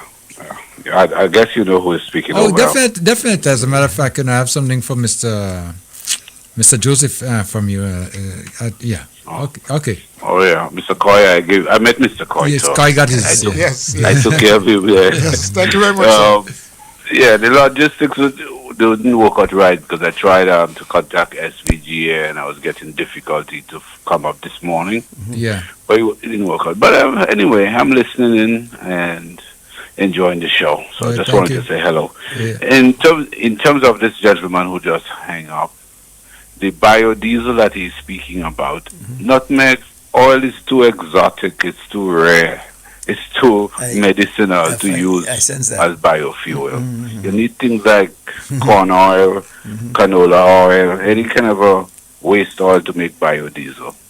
Okay. And they don't actually use it for engine oils inside of a vehicle because the viscosity is already broken down or not even that suited for engines, but it's used as biofuel because it can burn. You know, burn it in diesel engines. Okay. Yeah.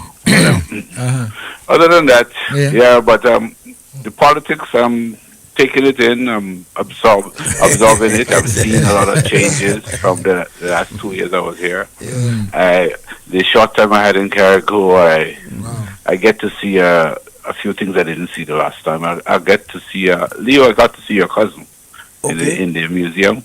All right. Yeah. Okay. Yes. I got to see her there, and then I had a nice little not an incident, so to speak, but just an encounter with a taxi driver. What's his name is Roberts. Okay. Yeah. Yeah. So okay. We were just talking, but I was trying to pick up his politics where he was and stuff. I know you're talking about. I told him I was going to talk about it on the radio. Because I told him, I said I want to go to Hills and Valley. He said, no, man, we have an next pharmacy, man. Let me take you there. Down south. We've been happy. So then we just take me Cox Pharmacy. So that he look at me.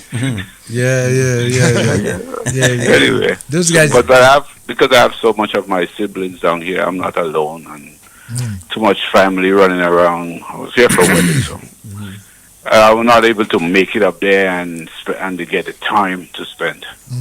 All right, but next time on the next trip, I'll come back up and sit with yes, you guys. Definitely. It was a pleasure seeing you again. Yes.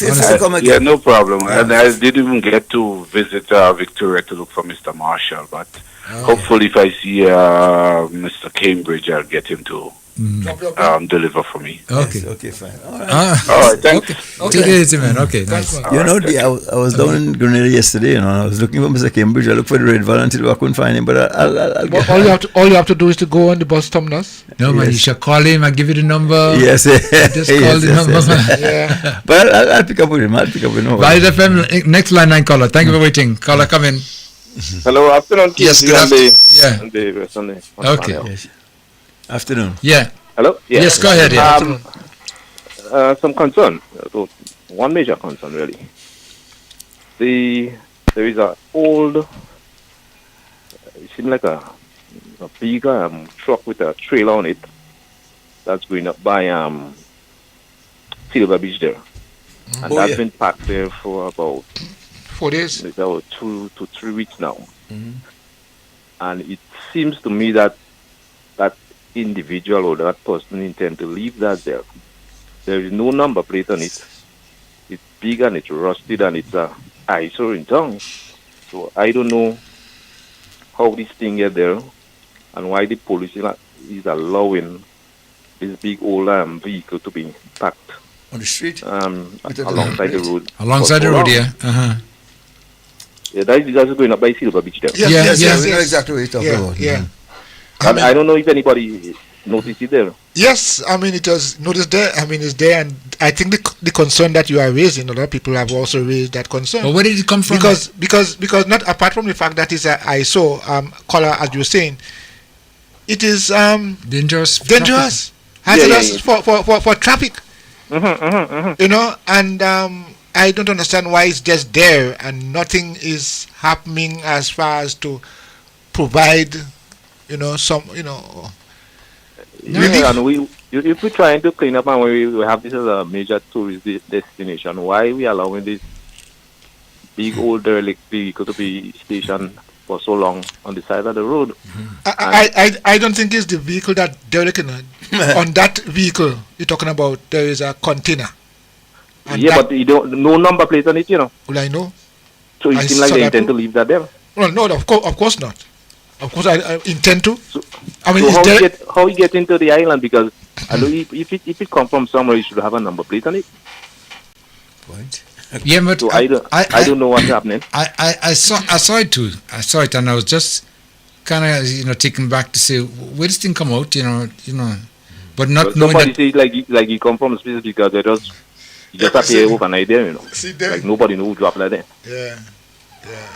So the police need to inquire and get this, but this thing need to go to Dumfries for the condition it's in anyhow. But there are people who I'm here and talk that about the ownership of it. Of course, I'm not here to spread anything, but I'm just saying there are people talking as you ask the question. People are asking, well, how you get there and there, it's business. It's business. Also, to move on quickly because on phone. These old yards that is still on the beach down at Harveyville. Those are things for discussion. There. Yeah. They're only the two derelict yachts and then the badge too.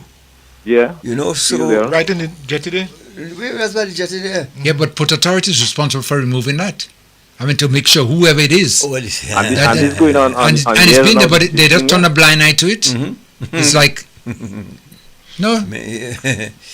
So how can we put pressure on the system to ensure that these things are handled properly?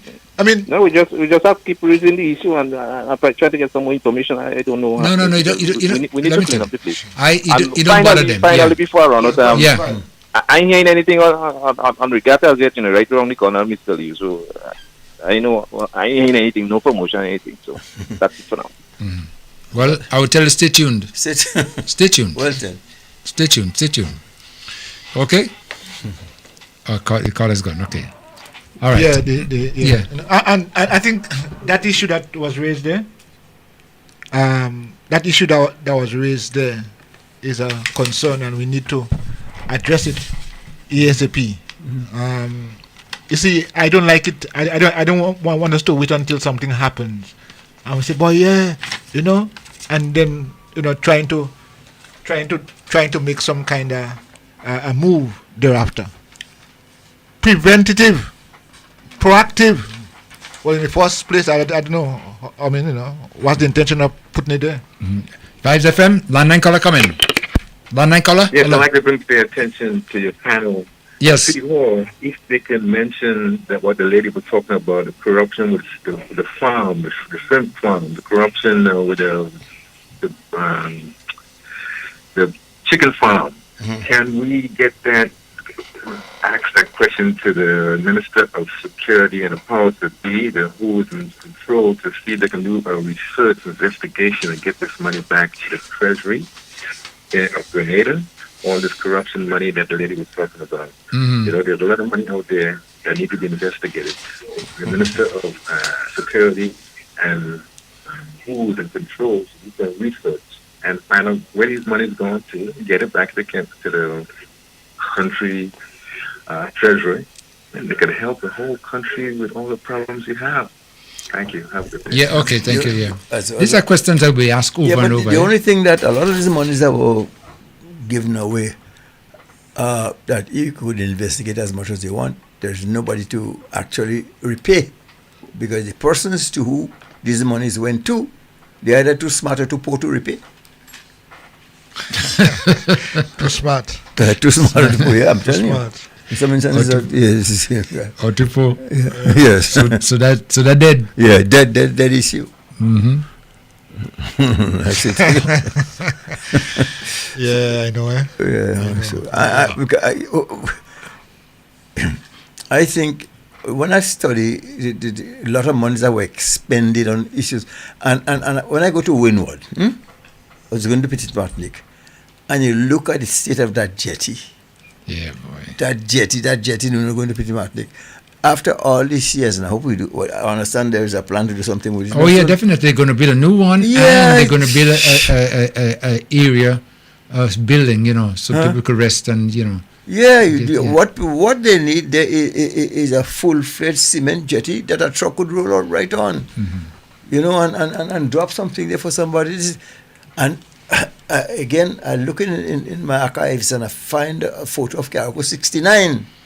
And the jetty probably was in better condition then. Well, 40 years later? Yeah. So that's why 40 more than 40. More than 40 yes, yes, 69. One person spent 40 years in there.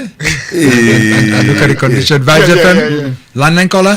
Yes, thank you for allowing me to come back. Yeah, and I come back because more than one of you used the word imbecile. And I want to let you know that that word was created for the black women after slavery. So when I was researching family planning, and I got that they did not want the imbeciles to make babies, so they created the family planning where people sponsored the killing of a black baby. They gave them money, and so So a lot of things we inherited, as nothing. But if we can avoid using the word imbecile, we should, because I think what we really wanted to say was people who were mentally deranged as a result of abusing drugs, Yeah. That's what we wanted to say. So let us keep to, because we know all kind of people listening to this program, people all in Mars listening. So you want them to understand what you're saying, yes? Well, caller, before you move on, and as you just did a research on that, maybe you could do a research on the one we call Taku and Fungu. On the what? Taku. We call them Taku sometime, and Fungu. They used to call what Taku? The people of the nature, like what we refer to as imbecile, but we're using it in the wrong context. But we call them sometimes Taku. Well, you see, there are some patois words, some local colloquial words. Imbecile is not one. Okay. Imbecile is a good word that was created for the black women by the powers. Yes, okay. After slavery, they still classed the free slaves very low. Right. Right. So they did not want them to make babies, and so they were calling them the women imbecile. Maybe I'm an imbecile, All right. Okay, caller, thank you so much. Thank you for the contribution. If you get a patois dictionary from St. Lucia, you will get some of the words that you just asked me about. Okay. Well, I have a source. Okay, all right. Thank you so much. St. Lucia Ministry of Education. did a patois dictionary. Oh, okay, good for. They have others. They have in St. Lucia. They have for tourist guides and so little ones, but they have a nice big good one where you'd find the word even like we in Grenada say wind, to wind your waist don't have a spelling. You find it in that book WIND. Okay. With my waist. Wind, yes. To wind your waist. But down in Grenada here, we say WHINE. We just choose a word. WHINE is a good word too, meaning the animal make a sound because it get hurt. All that is shaking your waist. Anyhow, thank you. You know that's good stuff. Yes, but you know there's such a big difference. Sometimes the Haitians have problems understanding St. Lucians, you know. Yeah. Even though they will all speak patois. Yeah. Patois is referred to as a local colloquial language. Yeah. So it's localized. But we generally refer to French as patois. Broken French is patois. And we don't talk about Spanish patois, even though they might be. You know, Live FM? Patois, yes. Caller? Hi, Kim? Yes, hello, yes. Since you all was talking about the Winwood Jetty, I sit down in shop next to the McDonald place there. And I think it would be a good idea if we consider putting that Winwood Jetty in that fish market there. There's more space, there's more, you could put a driveway in, you could do everything there. It's such a better place to put the jetty, because right in Winwood there, it's jam, it's cram, you know? Yes. And I that's a suggestion. Well, there's going to be a jetty that would be installed in that area too. It's a fishing one. I'm talking about a commercial one. Yeah. That would have much been better for a commercial one. But you know, I don't know the area going into the current one, present one. Yeah. I don't know who owns that property. I think the area it's Crongland. It's Crongland? Up to us. So yeah, it's about 3 feet for the false in the back of the houses there. Okay, it's been sold now, but from the fishery and so that's just Crongland. Okay. Well, so that would have been, you know. Yeah.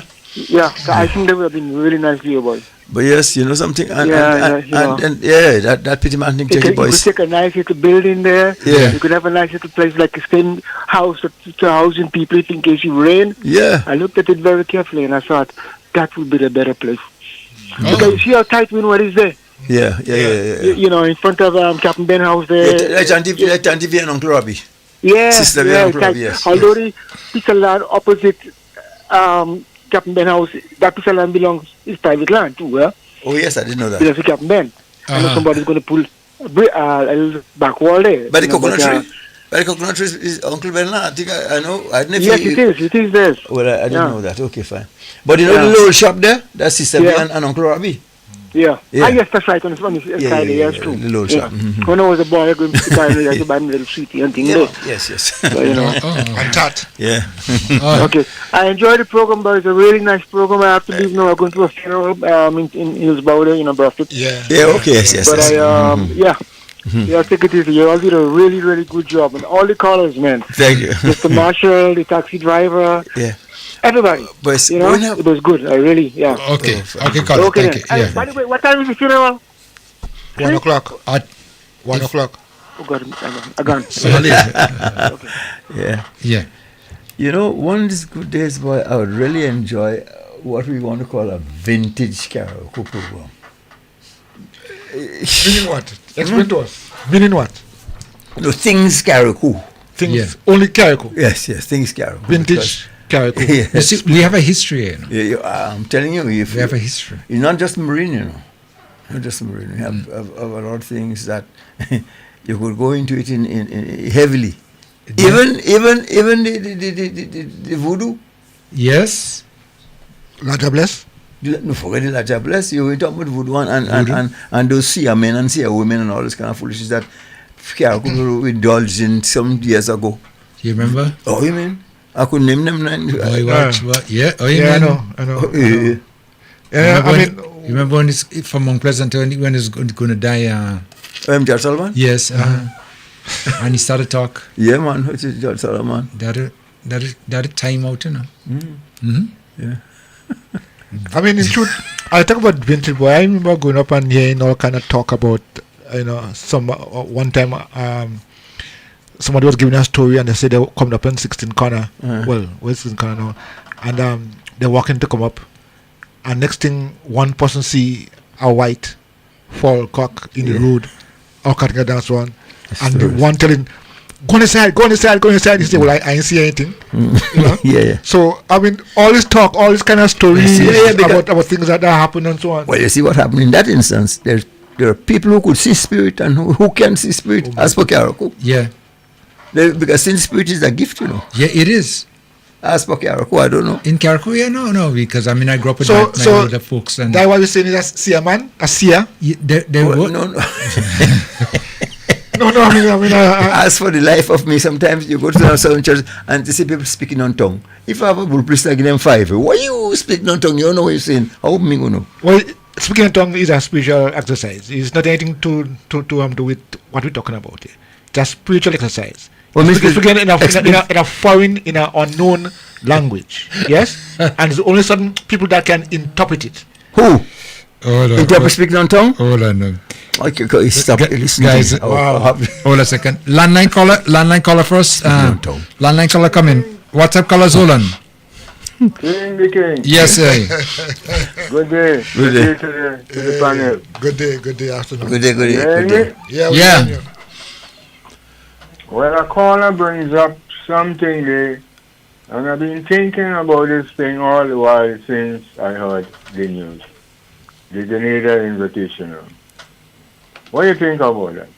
Oh, that's the one guy, the Mitchell guy they're talking about? Yes. I think you might be able to answer that here. Yeah, go ahead. Tell me. Because I've been thinking invitational been going all around all the time. New government in office, no invitational. Something in the matter besides the crystal ball. Leo want to tell me something, all right? Let's check the sponsor. Or the sponsorship. I don't know. Are you with me? Yeah, I can't say much on that one. Yeah. I didn't follow it up enough to be able to make comments. But I heard a lot of stories. Yes. Okay, caller. Caller. Oh, what happened? You're enjoying the suggestion. Hello. Let me check. WhatsApp. Yeah, WhatsApp caller coming. Yeah. Yeah. Hello. Hello. Yes. Yeah, I'm calling from Canada. I'm listening to you guys. I think it's a great program this afternoon too. Yes, go ahead. Yeah. Caller, yes. Hello. Lower the volume up. Yeah. Turn your volume down, please. Yeah. Yeah, no, and I just wanted to ask as well, did you guys hear anything about the accident that happened in the people that got hurt down in what you call that name? It is 16 corner. I was wondering. Well, I know one is home after being brought to the hospital. So he's been released home. The others, some others were sent down to Grenada. And so. But it wasn't anything too serious. Yes, I think there was a fractured arm in one instant, and one of them got some cuts and stuff like that. Cuts and bruises. Yeah, bruises. Yeah, but it wasn't anything to be major about. And from all reports, they're doing better. Yeah. Okay, that's great because I was thinking about them. And Kim, this is Godwin and Leah from Pity Carnage, but we're back home in Canada and we listen to you. Okay. All right. Okay. Go ahead, Leah. Hi, how are you? Hi. Yeah, not so bad. Okay. I'm just loving the program today. Thank you. So you guys have a good day. Okay, Yes. All right. Okay. Bye. Bye. Okay, Leah for Tatis, man. Yeah, they stop by all the time, man. Yeah. Okay. Good. Yeah. Okay. Anyway, let's continue. Before we wrap up, because we still have a little time there to go still, Yeah. But getting back on this issue, which somebody was just reminding me just a while ago about the situation now as it pertains to what's next, because the anniversary is coming up. our 23rd anniversary. I mean, on the 23rd, the second. What, Kim, you're going ahead, boy. I started sounding like Diablo now. Yes. And there's a lot of things planned, but it is hoped, that, it should be a nice celebration. And I would expect that the opposition will come together to celebrate 2 years of progress. No. As far as they're concerned, it does not. There's not progress, and there is nothing. I mean, there's a lot of things that's been done here, but the opposition would like to show it as nothing substantial. But what is happening? It is the government celebrating 2 years in office. Yes. Of course, yes, the government is controlled by NDC, so NDC will have a spin-off on that. But it's a national. It is an issue where the government celebrates 2 years in office. It's not just the party we're talking about. But they're not part of the government. Huh? The opposition is not part of the government. The government officially. The officially they are. Yeah, okay, officially, but not in practice. Right. Okay. Yeah, I understand what you're saying. But yeah, because so they celebrate 2 years. That's why the ministers and them, not only the parliamentary representatives that come and speak, the ministers come and give updates about the ministry, what they're doing, projects, initiatives, and so on. That is government. So government celebrating 2 years, serving the people of Guyana, Carriacou, and Petit Martinique. Well, that's it. So we need to, get together and celebrate and the achievement of this administration. I tell you, they're not going to get together to celebrate the achievement because that's defeating their purpose. I mean, the ruling administration will celebrate, the achievement. As far as the opposition is concerned, even though they would bring the Eiffel Tower to Carriacou, it will not be considered an achievement.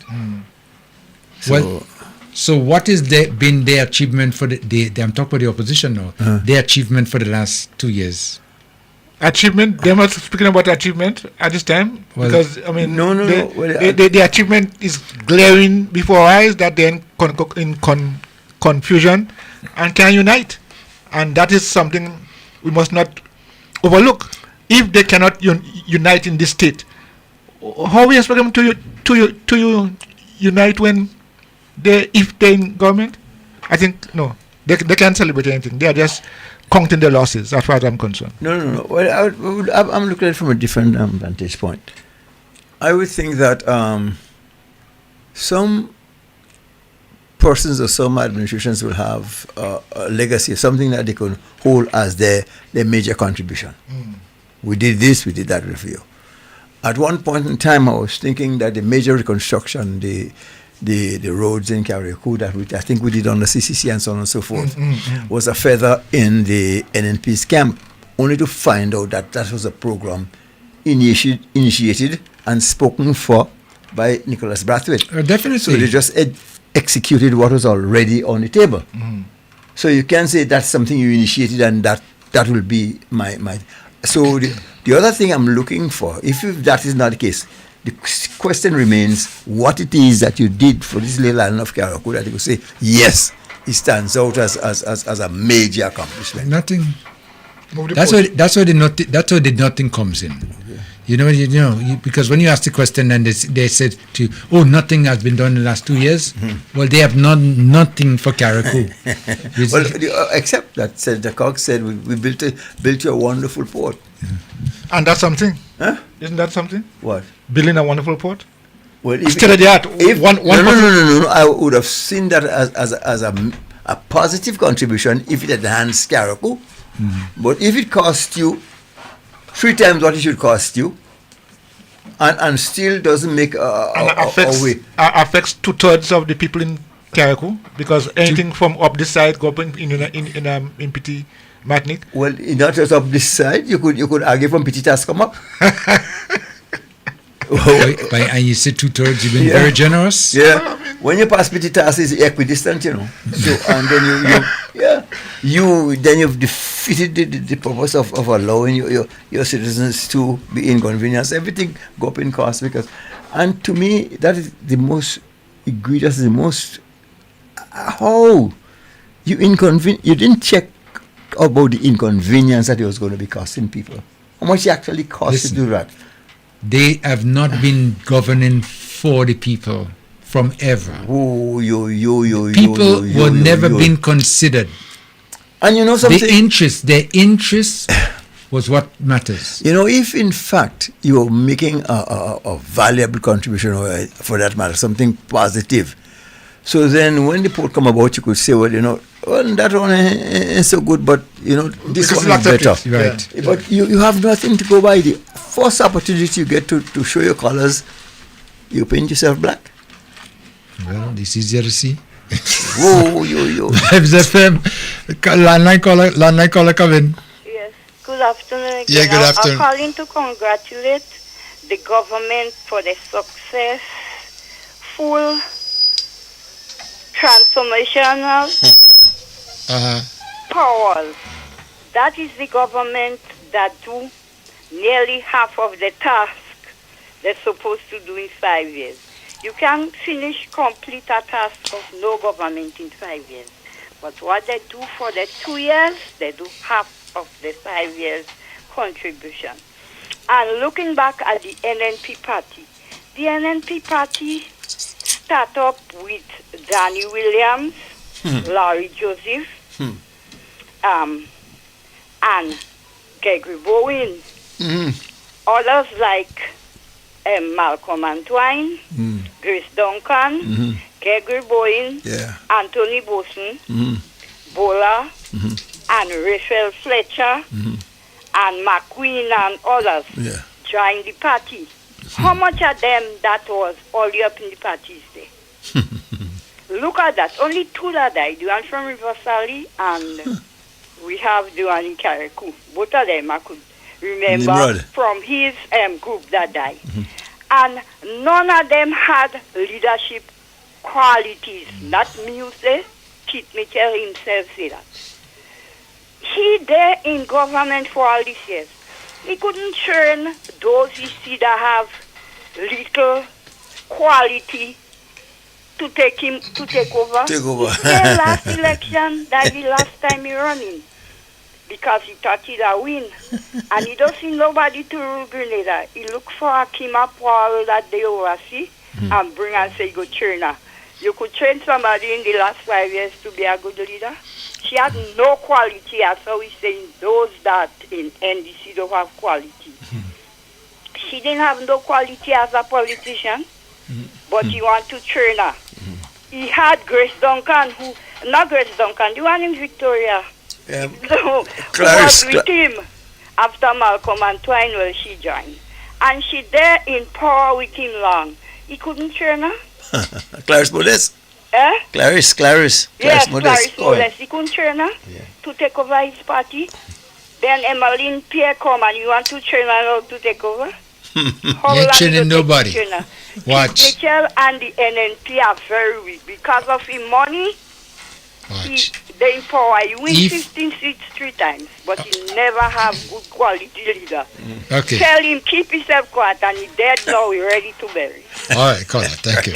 Listen, my prediction: if he doesn't get the leadership back, he mashing it up.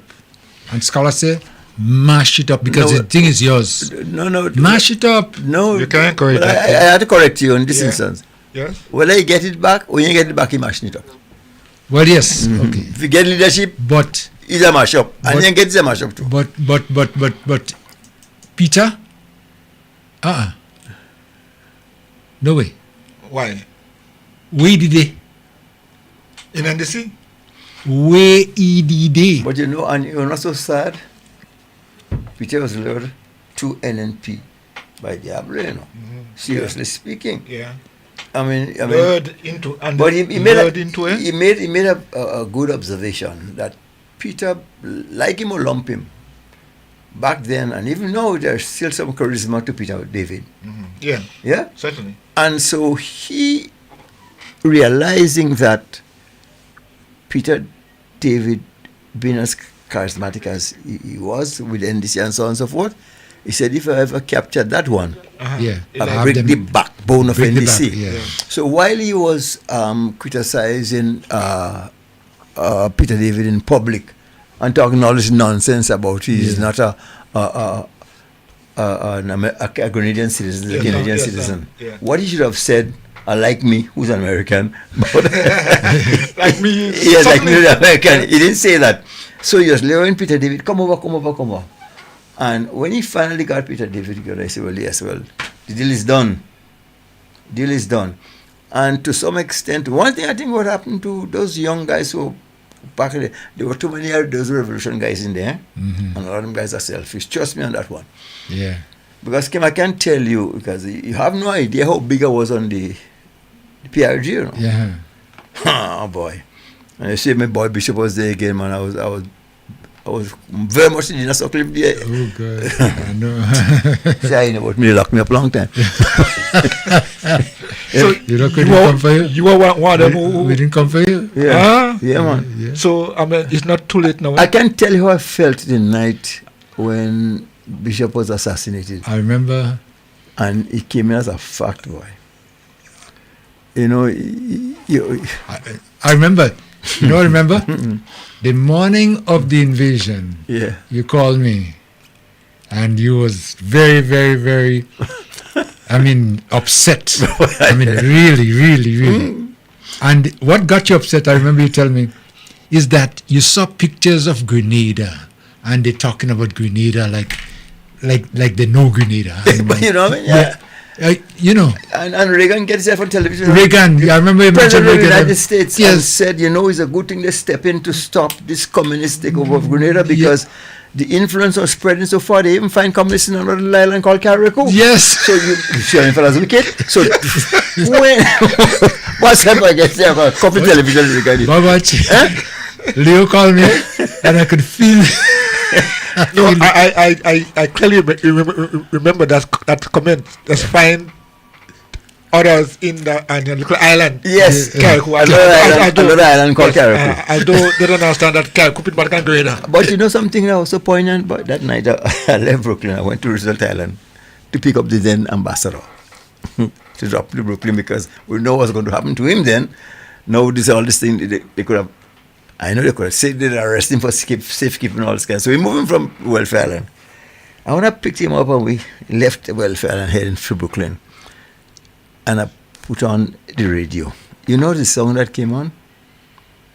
Soon we'll find out who the real revolutionaries. Because I don't want my people to. But I think that I said, how on earth? What a song at that time! I felt like crying, but you know, we don't want our people to be, you know, treated by mercenary Bob Marley. Yeah. I tell you what. That. WhatsApp caller. Thank you for waiting. Landline caller, hold on. WhatsApp caller, come in. WhatsApp caller. Hey Kim. Hi. Kim Leo. Hi. How are you, buddy? You. I listen in all you run all the world. Why not? Yeah. I didn't listen all you. Even though I didn't come back to me, no problem. I listen in you guys. Yeah. So you have nothing for Emily Pierre this time around, do you? So far they ain't putting on program right now, but I realize she more and Sheldon cut these days. Okay. I can't call the guy because I know the guy he blocked me all about.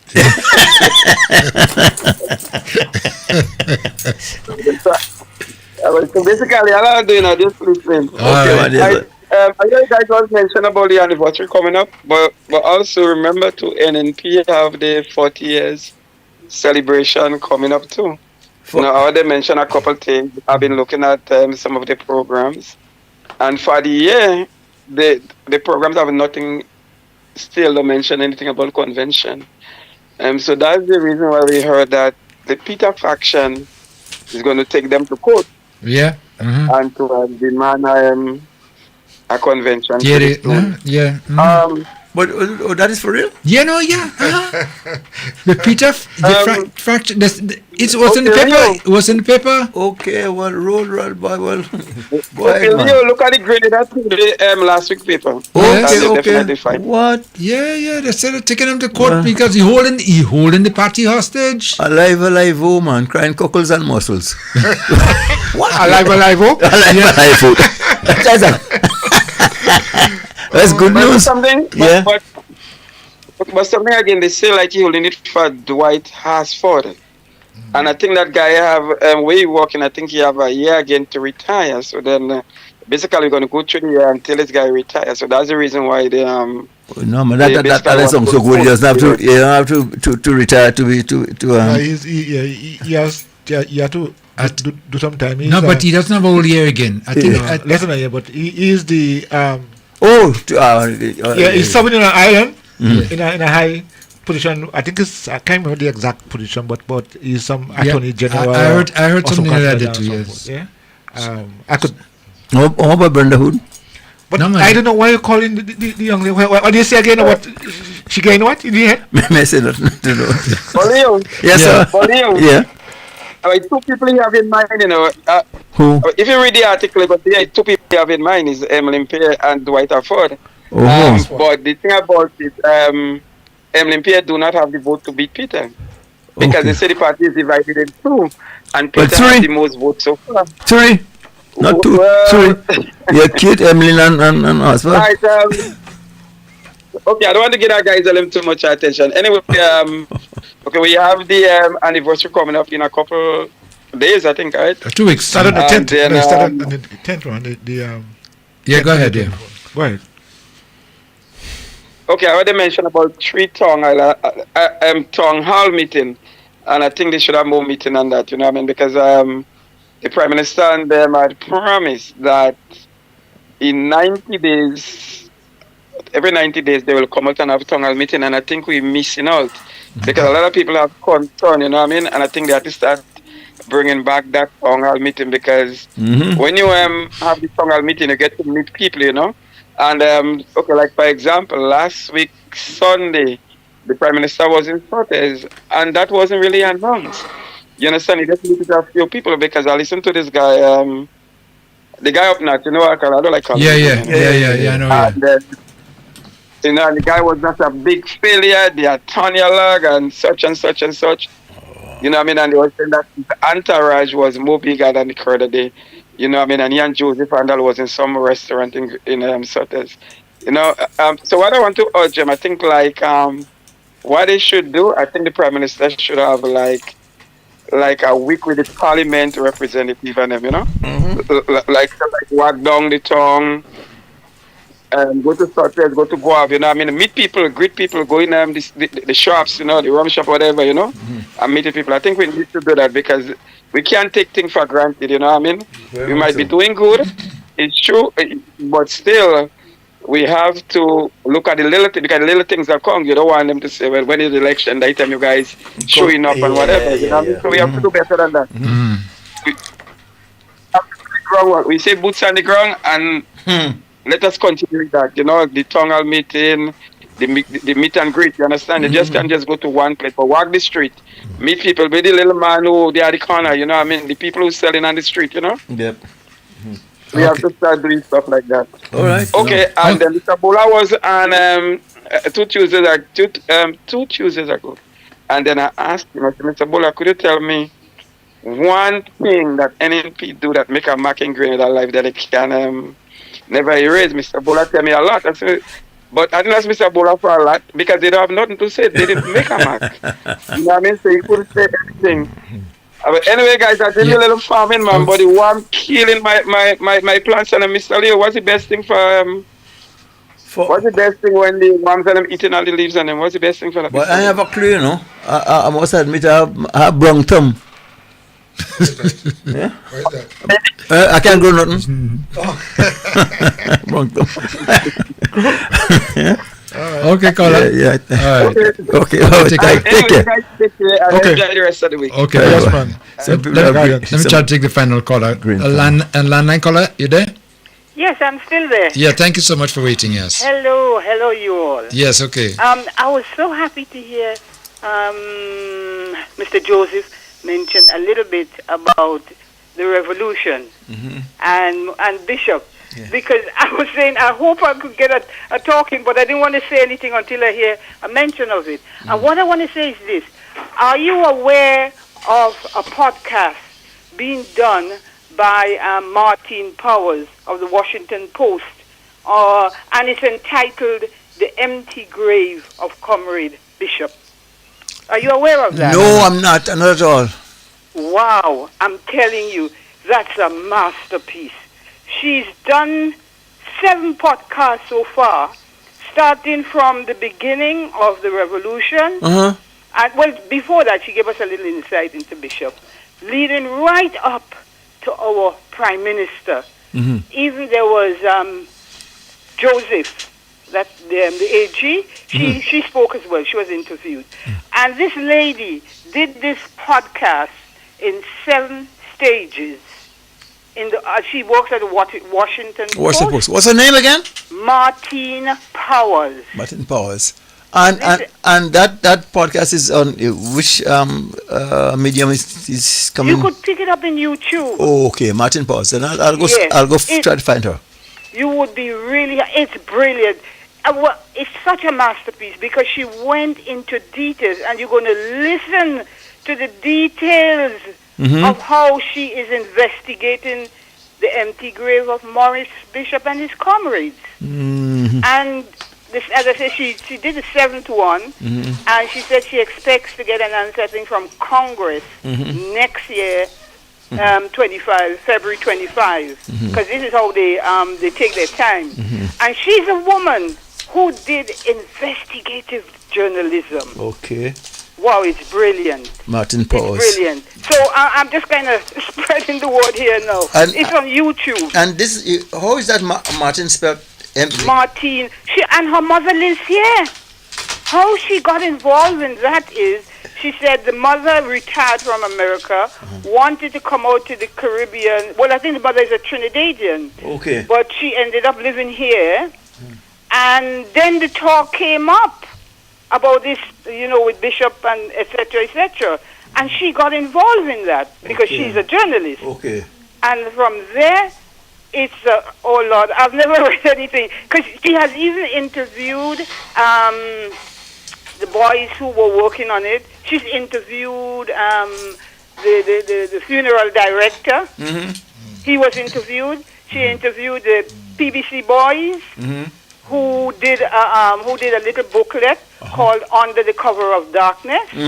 She interviewed a couple of them. It really, I mean, it's very interesting and it's very informative. Okay. And I think all of us and you just get really carried away because you're waiting. Okay. Right. She's getting close. Yes, and we're hoping. We're hoping she's getting close to who is responsible, who, what, where, when. Because she does not take no for an answer. How you spell her first name? Martine. Okay. Powers. Okay. And she's with the Washington Post. Okay. Oh, Martin. Okay, very good. Thanks for that information. Okay, caller. Thank you very much. So I'll wait to hear what you have to say. Okay, thank you so much. Later on. Not now, later on. Okay, thank you. Okay. God bless you. Okay, guys. Thank you. Let me try to take the final caller for the program. We have something very important we're going to get out there. Caller, good afternoon. You're on the air. Pleasant evening to him and your co-host. Yes. Thank you. Yeah, okay. Calling from Grand Lake here. Yes, okay.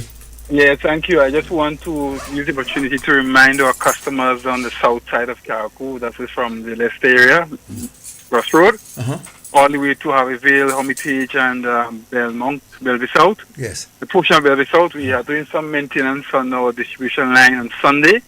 So we want to remind our customers to make all the preparatory work to facilitate, to prepare for the outage. It would be from 6 in the morning to 10 a.m., which is as early as possible, so you have the afternoon and the rest of the day to do your chores, your washing, and your ironing.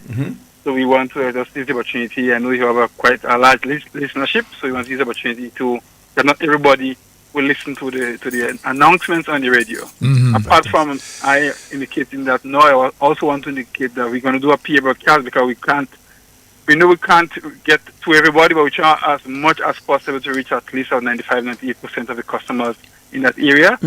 So we want to encourage our customers to be mindful of the outage time between 6 and 10 on Sunday coming. This coming Sunday. And the area would be affected again. Could you just reiterate? So the areas is from Leicester Crossroad. Some person in Leicester Crossroad is a power, but as you exit in Leicester Cross on the south side, going on towards Harveyville main road, that entire area, to the entire Harveyville, entire Hermitage, and entire Belmont area will be affected. Some portion of Bellevue South would have power and some would not have power.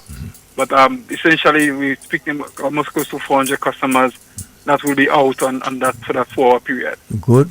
Well, Mr. Wallace, I could guarantee at least 10 persons being given information by Leo Joseph. Okay, lovely. No charge to Benlek. Thank you very much. And I know the program is repeated, so at least it gives customers an opportunity who didn't hear it now. Right. So at least they hear it for the until Saturday. Okay? Yeah. Along with the broadcast that we'll be doing on Friday and Saturday as well. Okay. Very good. Thank you. All right. Thanks a lot. Okay, thank you so much. Okay. Bye-bye. Okay, bye-bye. Gentlemen. Yeah. We're doing past our time as usual, but it's always good to get information out there to the public, Yeah. And starting off with you, Solio. Well, I'm tongue-tied. I'm so very bent on continuing the struggle. And so that's all I'll say. We have to do what is necessary because, as my good friend said, we can become complacent. And if we just ahead of the race, we should stay ahead. Don't looking back. No looking back. Kai? I believe that today's program was very, very interesting in the sense that we were able to engage each other and understand. I hope we understand each other some more. That's what happened when we engage with each other.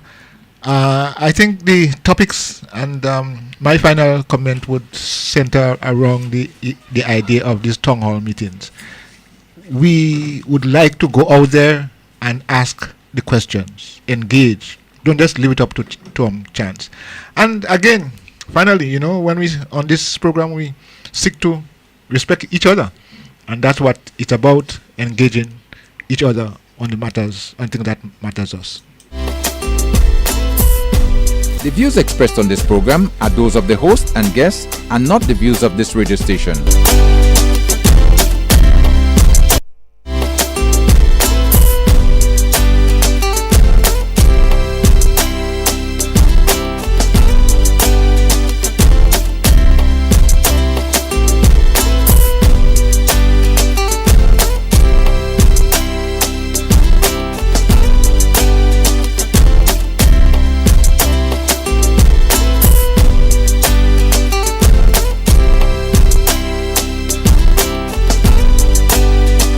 And that will just wrap up our program for today, right there, Thursday, the 6th day of June. We want to thank you so much, our listeners, those of you who participated, those of you who listened, those of you who commented in the program as always. Speak Out Unfiltered every Thursday from 10 a.m. to 2 p.m. right here on Vibes FM. Again, I'm your humble servant, yours truly, Kim the King, and it's always a pleasure being here with you.